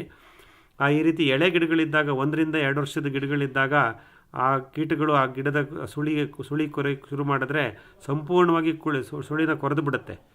ಕೊರೆದು ಪೂರ್ತಿ ಗಿಡನೇ ನಾಶ ಆಗುತ್ತೆ. ಹಾಗಾಗಿ ದಯವಿಟ್ಟು ಬಕೆಟ್ ಟ್ರ್ಯಾಪ್ ಹಾಕ್ಬಿಟ್ಟು ಹಿಡೀರಪ್ಪ ಅಂತ ಹೇಳಿದ್ದೆ. ಅವರು 4-5 ಟ್ರ್ಯಾಪ್ನ ತೊಗೊಂಡೋಗಿ ಹಾಕಿದ್ದಾರೆ. ಮೊನ್ನೆ ನನಗೆ ಅವ್ರು ಫೀಡ್ಬ್ಯಾಕ್ ಕೊಟ್ಟಿದ್ದು, ಸಾಕಷ್ಟು ಸಂಖ್ಯೆಯ ಹುಳುಗಳನ್ನು ಅವರು ಹಿಡಿಲಿಕ್ಕೆ ಸಾಧ್ಯವಾಗಿದೆಯಂತೆ. ಕೆಂಪು ಮೂತಿ ಮತ್ತು ಕಪ್ಪು ತಳ ಎರಡೂ ಹುಳುಗಳನ್ನು ಸಾಕಷ್ಟು ಸಂಖ್ಯೆಯಲ್ಲಿ ಬಕೆಟಲ್ಲಿ ಬೀಳ್ತಾನೆ ಇರುತ್ತೆ ಸರ್. ಪ್ರತಿ ಸಲ ನೋಡಿದಾಗಲೂ ಸಾಕಷ್ಟು ಬಿದ್ದಿರುತ್ತೆ. 10 ಸಂಖ್ಯೆಯ ಹೆಚ್ಚು ಕಮ್ಮಿ 100 ಕೀಟವನ್ನು ನಾನು ಹಿಡಿದು ಅದನ್ನೆಲ್ಲ ಮಣ್ಣಿಗೆ ಹಾಕಿ ಮುಚ್ತಾ ಇದ್ದೀವಿ. ಆ ಥರ ಮಾಡ್ತಾ ಇದ್ದೀವಿ. ನೀವು ಒಳ್ಳೆ ಸಮಯದಲ್ಲಿ ಆ ಸಲಹೆ ಕೊಟ್ಟರಿ, ಬಕೆಟ್ ಟ್ರ್ಯಾಪ್ ಹಾಕಿ, ಫೆರಮನ್ ಟ್ರ್ಯಾಪ್ ಹಾಕಿ ಅಂತ. ನನಗದು ರಿಸಲ್ಟ್ಸ್ ಬಂದಿದೆ ಅಂತ ಹೇಳಿದ್ರು. ಮತ್ತು ಇನ್ನೊಂದು ಅವ್ರು ಏನು ಹೇಳಿದ್ರೆ, ಯಾವುದೋ 5-6 ಗಿಡಗಳಲ್ಲಿ ಸಂಪೂರ್ಣವಾಗಿ ಸುಳಿ ಕೊರೆದಿತ್ತೋ ಈ ರೈನೋಸೆರಸ್ ಬೀಟಲ್ಲು ಮತ್ತು ರೆಡ್ ಪಾಮಿವಿಲ್ಲು, ನಾನು ಅವ್ರಿಗೆ ಹೇಳಿದ್ದೆ, ನಿಮ್ದಿನ್ನೂ 1.5 ವರ್ಷದ ತೆಂಗಿನ ಸಸಿ ಆದ್ದರಿಂದ ಪಕ್ಕದಲ್ಲಿ ಇನ್ನೊಂದು ಮೊಳಕೆ ಬಂದೇ ಬರುತ್ತೆ, ಇನ್ನೊಂದು ಹೊಸ ಸುಳಿ ಬರುತ್ತೆ. ಆಗ ಗಾಬರಿ ಆಗಬೇಡಿ, ಅದನ್ನು ಕಿತ್ತಾಕೋದು ಮಾಡೋಕ್ಕೋಗ್ಬೇಡಿ, ಸ್ವಲ್ಪ ಒಂದು 2 ತಿಂಗಳು ಸಮಯ ಕೊಡಿ, ಹೊಸ ಸುಳಿ ಬರುತ್ತೆ ಗಮನಿಸಿ ಅಂತ ಹೇಳಿದ್ದೆ. ನಮ್ಮನೆ ನನಗೆ ಅವ್ರು ಫೋಟೋ ಕಳಿಸಿದ್ದಾರೆ. ಆ 5 ಗಿಡಗಳಲ್ಲಿ ಯಾವುದರಲ್ಲಿ ಸುಳಿ ಪೂರ್ತಿ ತಿಂದಾಕಿತ್ತೋ ಕೀಟಗಳು, 5 ಗಿಡದಲ್ಲಿ ಪಕ್ಕದಲ್ಲಿ ಹೊಸ ಸುಳಿಗಳು ಬಂದಿದೆ. ಹೊಸ ಸುಳಿ ಬಂದಿದೆ, ಸ್ವಲ್ಪ ಬೆಂಡಾಗಿ ಬಂದಿದೆ ಸರ್, ಸ್ಟ್ರೈಟ್ ಆಗತ್ತೆ ಅಂದ್ರೆ ಸ್ಟ್ರೈಟ್ ಆಗತ್ತಪ್ಪ, ಯೋಚನೆ ಮಾಡಿಬಿಡಿ ಅಂತ ಹೇಳಿದ್ದೆ. ಹಾಗಾಗಿ ಅವ್ರಿಗೆ 5 ಗಿಡಗಳು ಬಚಾವಾಯಿತು. ಮತ್ತು ಆ ರೋಗ, ಇದು ಕೀಟ ಬಾಧೆ ಇದರ ಗಿಡಗಳಿಗೆ ಹರಡದಂಗೆ ಅವರು ಮುನ್ನೆಚ್ಚರಿಕೆ ತಗೊಂಡಿದ್ದರಿಂದ ಸುಮಾರು 100 ಸಂಖ್ಯೆಯಷ್ಟು ಹುಳುಗಳನ್ನು ಅವರು ಹಿಡಿದು ನಾಶ ಮಾಡಲಿಕ್ಕೆ ಅವಕಾಶ ಆಗಿದೆ. ಇದೆಲ್ಲವೂ ಜೈವಿಕ ನಿಯಂತ್ರಣದಲ್ಲೇ ಆಗಿದೆ. ಇದು ಒಂದು ಬಕೆಟ್ ಟ್ರ್ಯಾಪ್, ಫೆರಮನ್ ಬಕೆಟ್ ಮೋಹಕ ಬಲೆ ಬಕೆಟ್ ಟ್ರ್ಯಾಪ್ ಅಂತ ಹೇಳ್ತೀವಿ. ಅದನ್ನು ತಗೊಂಡು ಅವರು ತೆಂಗಿನ ತೋಟದಲ್ಲಿ ಹಾಕಿದ್ದಾರೆ. ಇಲ್ಲಿ ಮುಖ್ಯವಾಗಿ ನಾವು ಸುಮಿತ್ ಅವರ ಅನುಭವದಲ್ಲಿ ನಾವೇನು ತಿಳ್ಕೊಬೇಕು ಅಂದರೆ, ಟೈಮಿಂಗ್ಸ್ ಆರ್ ವೆರಿ ಇಂಪಾರ್ಟೆಂಟ್. ನಾವು ಯಾವ ಸಮಯದಲ್ಲಿ ಆ ಕೀಟಗಳು ಜಾಸ್ತಿ ಆಗುತ್ತೆ, ಸಂಖ್ಯೆಗಳು ಜಾಸ್ತಿ ಆಗುತ್ತೆ, ಅವುಗಳ ಬಾಧೆ ಜಾಸ್ತಿ ಆಗುತ್ತೆ, ಅದನ್ನ ನಾವು ಅರ್ಥ ಮಾಡಿಕೊಂಡು ಅದಕ್ಕೆ ತಕ್ಕಂಗೆ ಈ ರೀತಿ ಒಂದು ಜೈವಿಕ ನಿಯಂತ್ರಣ ಕ್ರಮವನ್ನು ಮಾಡಿಕೊಂಡ್ರೆ ಸೊ ನಾವು ಗಿಡಗಳನ್ನು ಉಳಿಸ್ಕೋಬೋದು ಮತ್ತು ಅವು ಕೀಟ ಬಾಧೆಯನ್ನು ಯಾವುದೇ ರೀತಿ ಇದ್ದಂಗೆ ಕಂಟ್ರೋಲ್ ಮಾಡ್ಬೋದು. ಇದು 15 ಎಕರೆ ಕೃಷಿ ಭೂಮಿನಲ್ಲಿ ಚಿಂತಾಮಣಿ ಹತ್ರ ಸುಮಿತ್ ಅವರು ಹಾಕಿರೋ ತೆಂಗಿನ ತೋಟದ ಒಂದು ಅನುಭವ. ಅವ್ರು ನನಗೆ ಹೇಳ್ಕೊಂಡಿದ್ದಾರೆ, ಅದು ನಿಮ್ಗೆ ಹೇಳ್ತಾ ಇದ್ದೀನಿ ಯಾಕಂದರೆ ಇದು ರೆಕಾರ್ಡ್ ಆಗಲಿ ಅಂತ. ದಯವಿಟ್ಟು ಯಾರು ಹೊಸದಾಗಿ ತೆಂಗಿನ ತೋಟ ಮಾಡ್ತಿದ್ದೀರಾ, 1 ವರ್ಷ 2 ವರ್ಷ 2.5 ವರ್ಷ 3 ವರ್ಷ ತೆಂಗಿನ ಸಸಿಗಳಿದೆ, ಆ ತೋಟಗಳಲ್ಲಿ ಈ ಕಪ್ಪು ತಲೆ ಮತ್ತು ಕೆಂಪು ಮೂತಿ ಹುಳುಗಳ ಬಾಧೆ ಖಂಡಿತ ಇರುತ್ತೆ. ಸೆಪ್ಟೆಂಬರ್ ಅಕ್ಟೋಬರ್ ತನಕನೂ ಅವುಗಳ ಓಡಾಟ ಇದ್ದೇ ಇರುತ್ತೆ ತೋಟದಲ್ಲಿ. ಹಾಗಾಗಿ ನೀವು ಈ ಫೆರಮನ್ ಟ್ರ್ಯಾಪು ಅಥವಾ ಬೇರೆ ಯಾವುದಾದ್ರು ಒಂದು ಜೈವಿಕ ವಿಧಾನವನ್ನು ಅನುಸರಿಸಿ ಆ ಗಂಡು ದುಂಬಿಗಳನ್ನು ಹಿಡಿದು ನಾಶ ಮಾಡೋದ್ರಿಂದ ಅವುಗಳ ಸಂತಾನ ಉತ್ಪತ್ತಿ ಆಗಲ್ಲ. ಮುಂದಿನ ದಿನಗಳಲ್ಲಿ ಆ ಕೀಟಗಳ ಬಾಧೆ ನಿಮ್ಮ ತೋಟದಲ್ಲಿ ಬರಲ್ಲ. ಇದನ್ನು ನೀವು ಗಮನಿಸ್ಕೊಳ್ಳಿ. ದಯವಿಟ್ಟು ಉದಾಸೀನ ಮಾಡಬೇಡಿ. ಈ ಮೋಹಕ ಬಲೆಯನ್ನು ಬಕೆಟ್ ಟ್ರ್ಯಾಪ್ನ ಅಳವಡಿಸ್ಕೊಳ್ಳಿ ಅನ್ನೋದನ್ನು ನಿಮ್ಮ ಗಮನಕ್ಕೆ ತರ್ತಿದ್ದೀನಿ. ಸರ್, ಇದು ಮರಳು ಹಾಕಿದ್ರೇನು ಹೋಗ್ತೇವೆ ಅಂತ ಹೇಳ್ತಾರಲ್ಲ ಸರ್, ಅರ್ಲಿ ಮಾರ್ನಿಂಗ್ ಮರಳು ಅದು ಹುಳ ಹೋಗಿ ಆ ಗಿಡನ ಎಲೆ ಹೊಸ ಸುಳಿನ ತಿನ್ನಕ್ಕೆ ಹೋದಾಗ ಅಲ್ಲಿ ನಾವು ಮರಳು ಸುರಿದಿದ್ರೆ ಆ ಮರಳಿನ ಕಣಗಳಿರೋದ್ರಿಂದ ಅದರದ್ದು ಬಾಯಿಗೆ ಆ ಮರಳಿನ ಕಣ ಸಿಗಾಕೊಂಡ್ಬಿಡುತ್ತೆ. ಅದು ಮುಂದೆ ತಿನ್ನಕ್ಕೆ ಅದಕ್ಕೆ ಇಂಟ್ರೆಸ್ಟ್ ಬರಲ್ಲ. ಅಡಚಣೆ ಉಂಟು ಮಾಡುತ್ತೆ ಮರಳು. ಅಂದರೆ ಹೊಸ ಸುಳಿಯ ಸುತ್ತ ಮರಳನ್ನು ಹಾಕಿದರೆ ಆ ಕೀಟ ಅಲ್ಲಿ ಬಂದು ತಿಂದು ಕೊರೆಯೋಕ್ಕೆ ಶುರು ಮಾಡುತ್ತೆ ಸುಳಿನ. ಯಾವಾಗ ಅದು ಮರಳು ಕಣಗಳು ಅದರ ಹಲ್ಲಿಗೆ ಸಿಗುತ್ತೋ ಅದು ತಿನ್ನಲ್ಲ, ಅಂದರೆ ಅದು ಜೀರ್ಣಿಸ್ಕೊಳ್ಳೋಕ್ಕಾಗಲ್ಲ ಅಥವಾ ಅದಕ್ಕೆ ಇಷ್ಟ ಆಗಲ್ಲ, ಅದು ಹಾರ್ಬಿಟ್ಟು ಬೇರೆ ಮರಕ್ಕೆ ಹೊರಟೋಗುತ್ತೆ. ಆ ಗಿಡನ ಬಚಾವ್ ಮಾಡುತ್ತೆ, ಇನ್ನೊಂದು ಗಿಡಕ್ಕೆ ಹಾರೋಗುತ್ತೆ. ಅದು ಶಾಶ್ವತ ಪರಿಹಾರ ಅಲ್ಲ ಸರ್. ಶಾಶ್ವತ ಪರಿಹಾರ ಅದನ್ನು ಮೋಹಕ ಬಲೆ ಫೆರಮನ್ ಟ್ರ್ಯಾಪ್ ಹಾಕಿ ಹಿಡಿಬೇಕು. ಸೈಂಟಿಫಿಕ್ ಆಗಿ ಫೆರಮನ್ ಟ್ರ್ಯಾಪ್ ಖಂಡಿತ ವರ್ಕ್ ಆಗುತ್ತೆ. ಫೆರಮನ್ ಬಕೆಟ್ ಟ್ರ್ಯಾಪ್ ಹಾಕ್ಕೊಳ್ಳಿ, ಅದನ್ನು ಹಿಡಿದು ನೀವು ಅದನ್ನು ನಾಶ ಮಾಡಿ. ಮರಳು ಹಾಕೋದು ಆ ತಾತ್ಕಾಲಿಕವಾಗಿ ಆ ಗಿಡಕ್ಕೆ ಹುಳ ಬಂದಾಗ ಸಂಪೂರ್ಣವಾಗಿ ಸುಳಿಯನ್ನು ತಿನ್ನದಂತೆ ಆ ಮರಳಿನ ಕಣಗಳು ಕಾಪಾಡ್ತವೆ. ಮಾತ್ರ ಹುಳ ಬೇರೆ ಗಿಡಕ್ಕೆ ಹೋಗುತ್ತೆ, ಮತ್ತೆ ಅದಕ್ಕೆ ಹೊಟ್ಟೆ ತುಂಬಬೇಕಲ್ಲ, ಊಟ ಬೇಕಲ್ಲ, ತೋಟ ತುಂಬ ಸುತ್ತನೇ ಇರುತ್ತೆ, ಅಲ್ಲಿ ನಿಯಂತ್ರಣ ಆಗಲ್ಲ, ಅದು ಪೋಸ್ಟ್ಪೋನ್ ಬೇರೆ ಗಿಡಕ್ಕೆ ಹೋಗುತ್ತೆ. ಸಾರಿ, ಕ್ಯಾಸ್ಟ್ ಆಯಿಲ್ ಕೇಕ್ ಇದು ಮಾಡಿ ದ್ರಾವಣ ಮಾಡಿ ಇಟ್ರು ಕೆಲವು ಅಲ್ಲಿ ಬಂದು ಸತ್ತೋಗ್ತೇವೆ ಅಂತ ಹೇಳ್ತಾರೆ ಸರ್. ಅದು ಮಾಡಿರೋ ಅನುಭವಗಳಿದೆ. ನಮ್ಮ ಆಲೂರು ತಾಲೂಕು ಪಾಳ್ಯ ಹೋಬಳಿನಲ್ಲಿ ಸಿಂಗಗೌಡನ ಹಳ್ಳಿ ಅನ್ನೋ ತೋಟದಲ್ಲಿ ಮಧು ಅಂತ ಇದ್ದಾರೆ, ಮಧುಸೂದನ್ ಅಂತ. ಅವರು ನಮ್ಮ ಜೊತೆ ಇರ್ತಾರೆ ಸುಮಾರು ಸತಿ. ಅವರು ನನಗೆ ಆ ಫೋಟೋ ಕಳಿಸಿದ್ರು. ಅವರು ಬಕೆಟ್ನಲ್ಲಿ ಹರಳಿಂಡಿ ಮತ್ತು ನೀರನ್ನು ಹಾಕಿ ಇಟ್ಟು ಅದರಲ್ಲಿ ಕಪ್ಪು ತಲೆ ಹುಳುಗಳು ತುಂಬ ಬಿದ್ದಿತ್ತು, ಕೆಂಪು ಮೂತಿ ಹುಳುಗಳು ಜಾಸ್ತಿ ಇರಲಿಲ್ಲ. ಕಪ್ಪು ತಲೆ ರೈನೋಸೆರಸ್ ಬಿಟಲ್ ಅಂತೀವಲ್ಲ, ಕಪ್ಪು ತಲೆ, ಅದು ಸಾಕಷ್ಟು ಮಧುವರ ತೋಟದಲ್ಲಿ ಬಿದ್ದಿದ್ದು ನನಗೆ ಫೋಟೋ ಕಳಿಸಿದ್ದಾರೆ. ಅದು ಕೆಲವು ಕಡೆ ಕೆಲಸ ಮಾಡಿದೆ, ಕೆಲವು ಕಡೆ ಅದು ಕೆಲಸ ಆಗಿರತಕ್ಕಂಥ ಸಾಧ್ಯತೆ ಕಮ್ಮಿ ಇದೆ. ಬಟ್ ಫೆರಮನ್ ಟ್ರ್ಯಾಪ್ ಅಂತೂ ಖಂಡಿತ ಕೆಲಸ ಮಾಡುತ್ತೆ. ಬಟ್ ಇದನ್ನು ನಾವು ಮಾಡ್ಬೋದು. ನೀರಿಗೆ ಬೇವಿನ ಹಿಂಡಿ, ಹರಳು ಹಿಂಡಿ ಹಾಕಿ ಇಟ್ಕೊಳ್ಳೋದು, ಇದು ಒಂದು ಪ್ರಯತ್ನ ಮಾಡೋಣ. ಕಳಿಸ್ಕೊಡ್ತೀನಿ ನಿಮ್ಗೆ, ವಾಟ್ಸ್ಆ್ಯಪ್ ಮಾಡ್ತೀನಿ. ಅಮೆಝಾನ್ ಅಲ್ಲೂ ಸಿಗುತ್ತೆ, ಮತ್ತೆ ಇಲ್ಲಿ ನೆಲಮಂಗಲದಲ್ಲಿ ಒಂದ್ ಕಡೆ ಸಿಗುತ್ತೆ. ನಾನು ನಿಮ್ಗೆ ಕಳಿಸ್ತೀನಿ, ಅವ್ರ ಹತ್ರ ತರಿಸ್ಕೊಳ್ಳಿ. 2 ಬಕೆಟ್ ತರಿಸಿ ಇಟ್ಕೊಂಡ್ಬಿಡಿಯಪ್ಪ. ಯಾರು ತೆಂಗಿನ ಸಸಿಗಳು 2 ವರ್ಷದಿಂದ ಕಮ್ಮಿ, ಅಂದ್ರೆ ನೀವು ಗಿಡ ನೆಟ್ಟು 1 ವರ್ಷ ಆಗಿದೆಯೋ ಅಥವಾ ಅದರ ವಯಸ್ಸು 2 ವರ್ಷಕ್ಕಿಂತ ಕಮ್ಮಿ ಆಗಿದೆಯೋ, ಅವರು ದಯವಿಟ್ಟು ಇನ್ನು 3 ತಿಂಗಳು, ಆಗಸ್ಟ್ ಸೆಪ್ಟೆಂಬರ್ ಅಕ್ಟೋಬರ್ 3 ತಿಂಗಳಲ್ಲೂ ನೀವು ಫೆರಮನ್ ಟ್ರಾಪ್ನ ಖಂಡಿತ ಯೂಸ್ ಮಾಡಿ, ನಿಮಗೆ ಅಷ್ಟು ರಿಸಲ್ಟ್ಸ್ ಬರುತ್ತೆ. ಇಲ್ಲ ಅಂದರೆ ನಿಮ್ಮ ತೆಂಗಿನ ಸಸಿಗಳು ರಿಸ್ಕಲ್ಲಿ ಇರ್ತವೆ. Sir June July August right? ಹೇಳಿ ಹಲೋ, ಹೇಳಿ ಅಮ್ಮ. ಹಾ ನಮಸ್ತೆ ಸರ್, ನಾನು ಸವಿತಾ ಮಾತಾಡ್ತಾ ಇರೋದು. Sorry, first of all last week ನಾನು ಬರ್ಲಿಕ್ಕೆ ಆಗ್ಲಿಲ್ಲ ವೆಬಿನಾರ್ಗೆ.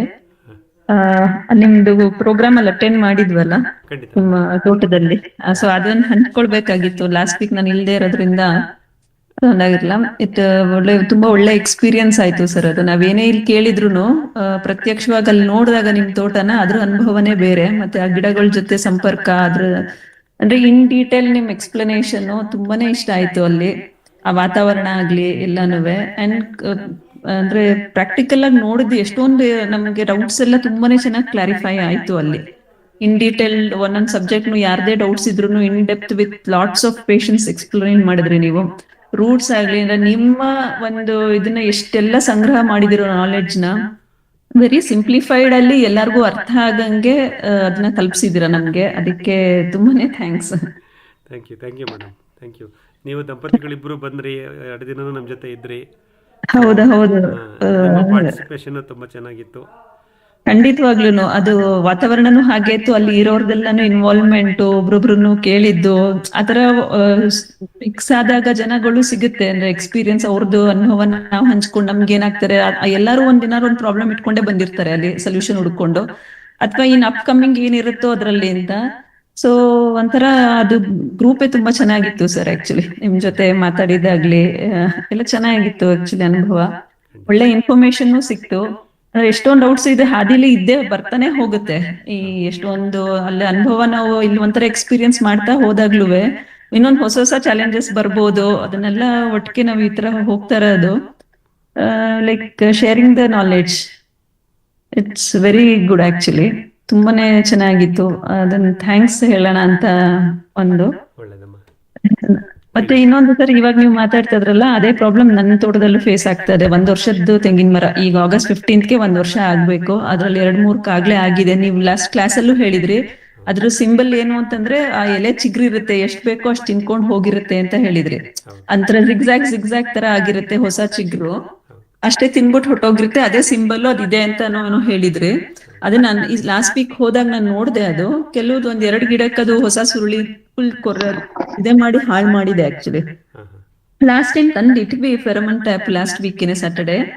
ಬಟ್ ಆದ್ರೆ ಇದುವರೆಗೂ ನಾನು ಕೇಳ್ದೆ, ಅಲ್ಲಿ ವಿಚಾರಿಸಿದೆ, ಯಾವ್ದು ಬಿದ್ದಿಲ್ಲ ಅಂತಿದ್ರೆ. ನಾವೇನ್ ತಪ್ಪು ಮಾಡಿದೀವಿ ಗೊತ್ತಾಗ್ತಾ ಇಲ್ಲ, ಅಥವಾ it is the quality of that pheromone trap ಏನು ನನ್ ಅರ್ಥ ಆಗ್ತಾ ಇಲ್ಲ. ಅದು ಕೆಲವ್ರು ಹೇಳ್ತಾರೆ ತೋಟದ ಹೊರಗಡೆ ಭಾಗ ಕಟ್ಬೇಕು ಅಂತ, ಯಾಕಂದ್ರೆ ಇಲ್ದಿರೋದು ಅಕ್ಕಪಕ್ಕದ ತೋಟದ್ದು ಎಲ್ಲಾನು ಬಂದು ನಿಮ್ ಇದಕ್ ಮಾಡತ್ತೆ ಅಂತ. ಸೊ ನಾವ್ ಆತರ ಮಾಡಿಲ್ಲ. ನಮ್ದು ಆಲ್ರೆಡಿ ಟೀಕ್ ಮರಗಳಿತ್ತು ಕೆಲವುದು. ಅದಕ್ಕೆ ಒಂದು ನಮ್ ತೆಂಗಿನ ಮರ ಎಷ್ಟ್ ಹೈಟ್ ಅಲ್ಲಿ ಇದೆಯೋ ಆಲ್ಮೋಸ್ಟ್ ಅದಕ್ಕಿಂತ ಒಂಚೂರು 1-2 ಅಡಿ ಎತ್ತರದಲ್ಲಿ ಕಟ್ಟಿದೀವಿ. ಇನ್ನೊಂದು ಫೆನ್ಸ್ಗೆನೆ ಒಂದ್ ಕಟ್ಟಿದೀವಿ. ಅದು ಏನಾದ್ರು ತಪ್ಪಿದ್ಯಾ ಅಥವಾ ಅದಕ್ಕೇನಾದ್ರು ಫರ್ದರ್ ಪ್ರೊಸೀಜರ್ ಏನಾರು ಇದೆಯಾ ಸರ್ ಅದ್ ಕಟ್ಟಕ್ಕೆ? ಇಲ್ಲ ಕರೆಕ್ಟ್ ಆಗಿದೆ. ನೀವು 2 ತೆಂಗಿನ ಮರದ ಮಧ್ಯೆ ಅಂತ ಹೇಳ್ತೀವಿ. ಅಂದ್ರೆ ಅದು ದುಂಬಿ ಒಂದು ಗಿಡದಿಂದ ಇನ್ನೊಂದು ಗಿಡಕ್ಕೆ ಹಾರುವಾಗ ಈ ಮೋಹಕ ಬಲೆ ಆಕರ್ಷಣೆಗೆ ಒಳಗಾಗಿ ಬಂದು ಡಬ್ದೊಳಗೆ ಎಂಟರ್ ಆಗಿ ನೀರು ತುಂಬಿರ್ತೀವಿ. ನೀರು ತುಂಬಿದಿರ ತಾನೆ ಡಬ್ದೊಳಗಡೆ? ತುಂಬಿದೀವಿ. ನೀರೊಳಗಡೆ ಬಿದ್ದು ಅದು ಸಾಯುತ್ತೆ. ಅದೆಲ್ಲ ಕರೆಕ್ಟ್ ಆಗಿದೆ. ಅದೇ ಈಗ ಫೆರಮನ್ನು ಒಂದು ಲೂರಲ್ ಅಂತೀವಿ, ಬಿಳಿದೊಂದು ಡಬ್ಬಿ ತರ ಕೊಟ್ಟಿರ್ತಾರಲ್ಲ, ಮುಚ್ಚಲಿಕ್ಕೆ ಚುಚ್ಚುತ್ತೀವಿ, ಲೂರಲ್ ಅಂತೀವಿ. ಆ ಲೂರಲ್ ಅನ್ನೋದು ಗುಣಮಟ್ಟ ಅಂದ್ರೆ ನೀವು ಹೇಳ್ದಂಗೆ ಅದು ಲೂರಲ್ ಗುಣಮಟ್ಟ ಸರಿ ಇಲ್ಲ ಅಂದ್ರೂ ಹಂಗಾಗತ್ತೆ.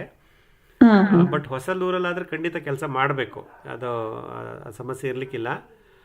ನೋಡೋಣ, ತಾಳ್ಮೆಯಿಂದ ಇರಿ. ಈಗ ಎಲ್ಲಿ ಇನ್ಫೆಕ್ಷನ್ ಆಗಿತ್ತಲ್ಲ, ಅದನ್ನ 2-3 ಗಿಡ ಸುಳಿ ಸಂಪೂರ್ಣವಾಗಿ ತಿಂದಿದೆ ಅಂದ್ರಲ್ಲ, ಅದು ಸುತ್ತಮುತ್ತ ಇರೋ ಗಿಡಗಳಲ್ಲೇ ಅದು ಓಡಾಡ್ತಾ ಇರುತ್ತೆ ಆಲ್ಮೋಸ್ಟ್.